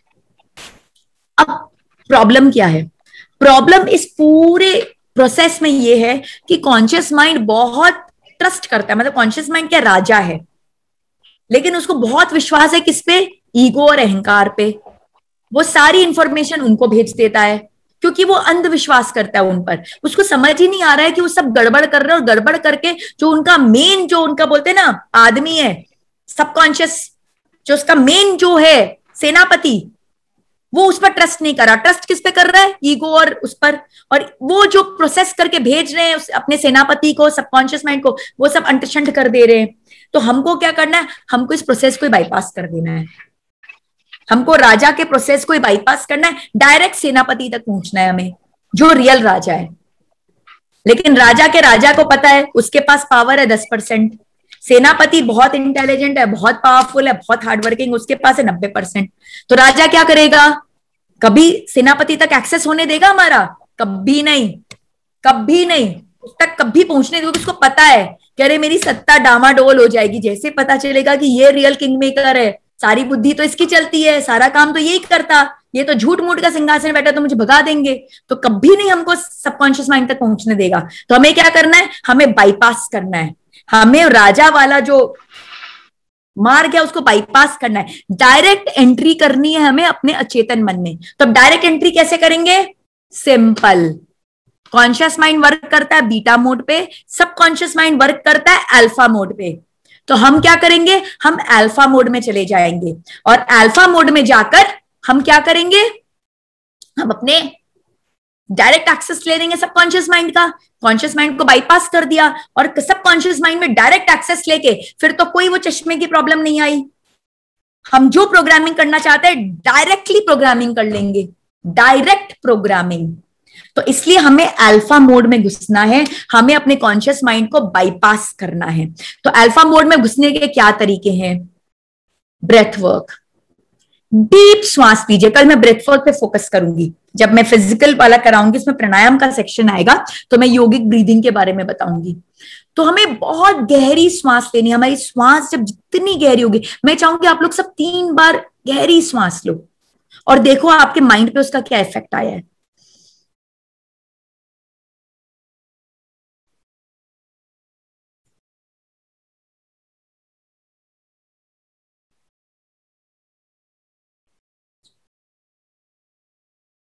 शांत हुआ कि नहीं हुआ आपका मन? इंस्टेंट, इंस्टेंट, क्योंकि हमारा मन और हमारे श्वास का गहरा तालमेल है। कल बताऊंगी आपको, मजा आ जाएगा आपको समझ के कि वाह इतना इजी है, एकदम आंखें खुल जाएंगी। हमारा श्वास जो है वो हमारे मन को बहुत स्ट्रांगली, हमें हमारे मन पर इफेक्ट करता है। तो जब हम डीप ब्रीदिंग करते हैं, तो डीप ब्रीदिंग करते ही, योगिक ब्रीदिंग करते ही हम तुरंत अल्फा मोड में चले जाते हैं। सिमिलरली जब हम मेडिटेशन करते हैं तो हम अल्फा मोड में चले जाते हैं। जब हम एकदम रिलैक्स हो जाते हैं, बिल्कुल रिलैक्स, एकदम साइलेंस, साइलेंस सिर्फ मुंह से नहीं बोला, सब मैं कई लोगों को देखती मौन ले लेते हैं और फिर चिट्ठी पे चिट्ठी लिखते जा रहे हैं। तो ये मौन थोड़ी ना हुआ, मौन तो हुआ भैया बाहर से भी मौन, अंदर से मौन, सोच का मौन है, बोलने का मौन थोड़ी ना है, सोच का मौन है। तो जब आप सोच को मौन दे देते हो तो आप अल्फा मोड में जाते हो। और चौथा क्या हुआ? मंत्र। मंत्र तो सबसे पावरफुल टेक्निक है, सबसे पावरफुल। आप जब मंत्र के साथ एकदम एकाकार स्थापित कर लेते हो, बिल्कुल चैंटिंग करते हो। प्रेगनेंसी के तो कितने अमेजिंग अमेजिंग मंत्र मंजू भाभी और अनीश भी आपको बताते रहते हैं। तो सारे मंत्र की दिन रात चैंटिंग करते हो, तो वही करती थी, दिन रात चैंटिंग करते रहिए, एकदम ऐसी चैंटिंग करे कि श्वासादि बाला बन जाए। नींद में भी सोइए ना तो वो मंत्र जो है टेप रिकॉर्डर की तरह बजना चाहिए। अगर वो जो प्रेगनेंसी के सारे मंत्र हैं आपके अंदर, भक्तामर के वो मंत्र अगर टेप रिकॉर्डर की तरह नींद में अगर नहीं बज रहे, तब फिर आदि कुमार आदि कुमारी नहीं होंगे। बता रही हूँ मैं, सिंपल आपको एक वो दे रही हूँ, क्या बताते ना, एक दूरदृष्टि दे रही हूं कि अगर आपने मंत्र पढ़ते पढ़ते उसको इतना अपने अंदर समा लिया कि नींद में भी वो चल रहा है टेप रिकॉर्डर की तरह, तब तो आदि कुमार आदि कुमारी आ रहे हैं। अदरवाइज आप झूठ मूठ भैया को मैसेज कीजिए, भैया आ गया मेरा आदि कुमार मेरी आदि कुमारी, नहीं आते। वो तभी आएंगे जब आप मंत्र के साथ एकदम अपने आप को एकाकार स्थापित कर लोगे, बिल्कुल जुड़ जाओगे। और जब मंत्र से आप जुड़ते हैं ना, तो आप किस में जाते हो? आप अल्फा मोड में जाते हो। तो ये सारी चीज करके हम कहाँ जाते हैं? अल्फा मोड में जाते हैं। तो अल्फा मोड में हम जैसे ही गए, मतलब कि direct entry into subconscious mind, पूरा बाईपास कर लिया हमने, सारे राजा और उसके फेवरेट लोग सबको बाईपास करके हम डायरेक्ट कहां पहुंचे? सबकॉन्शियस माइंड में। अब घुस गए, घुस के अब हमको क्या करना है? हमको प्रोग्रामिंग करनी है। तो प्रोग्रामिंग करने का सबसे अच्छा तरीका क्या है? विजुअलाइजेशन, क्योंकि स्टोरेज सबकॉन्शियस माइंड की विजुअलाइजेशन से ही होती है। किताबें मैं जितनी भी पढ़ लूं, लेकिन एक पिक्चर देखती हूं ना तो पूरा क्लियर हो जाता है। 10 बार किताब पढ़ा, समझा नहीं, पिक्चर जैसे देखी सब समझ में आ गया। क्यों? क्योंकि हमारा माइंड विजुअलाइज सबसे अच्छा कर पाता है। तो विजुअलाइजेशन हमें करना है स्टेप नंबर 2। तो विजुअलाइज कैसे करना है? हमें सबसे पहले न्यूरल पाथवे क्रिएट करना है।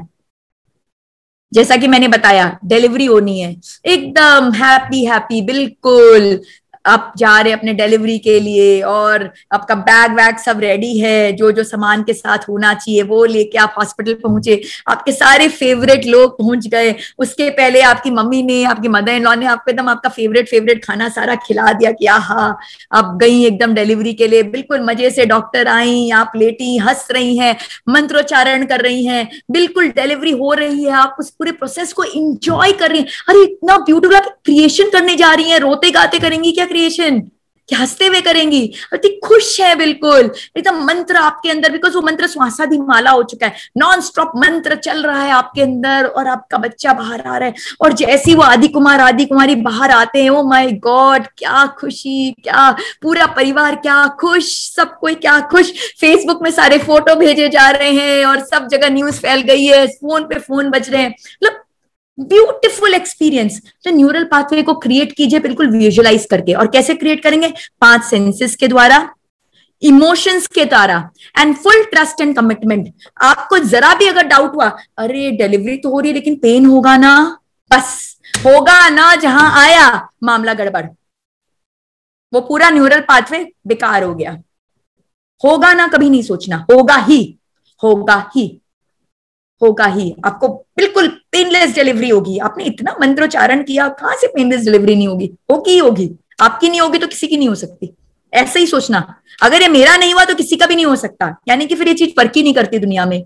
अगर वर्क करती है तो जरूर करेगी, जरूर करेगी। तो इसके साथ आप विजुअलाइज करो। और विजुअलाइजेशन के साथ क्या करना है? हमको एफर्मेशन सेंड करने हैं, डेलिबरेट माइंड प्रोग्रामिंग। अब हमको अपने माइंड में बिल्कुल वो करना है, क्या करना है? कि I am enjoying my delivery, my Adi Kumar has come, और जो जो आपने उसके लिए क्वालिटी सोची थी, बस वो सारा आप एफर्मेशंस करिए।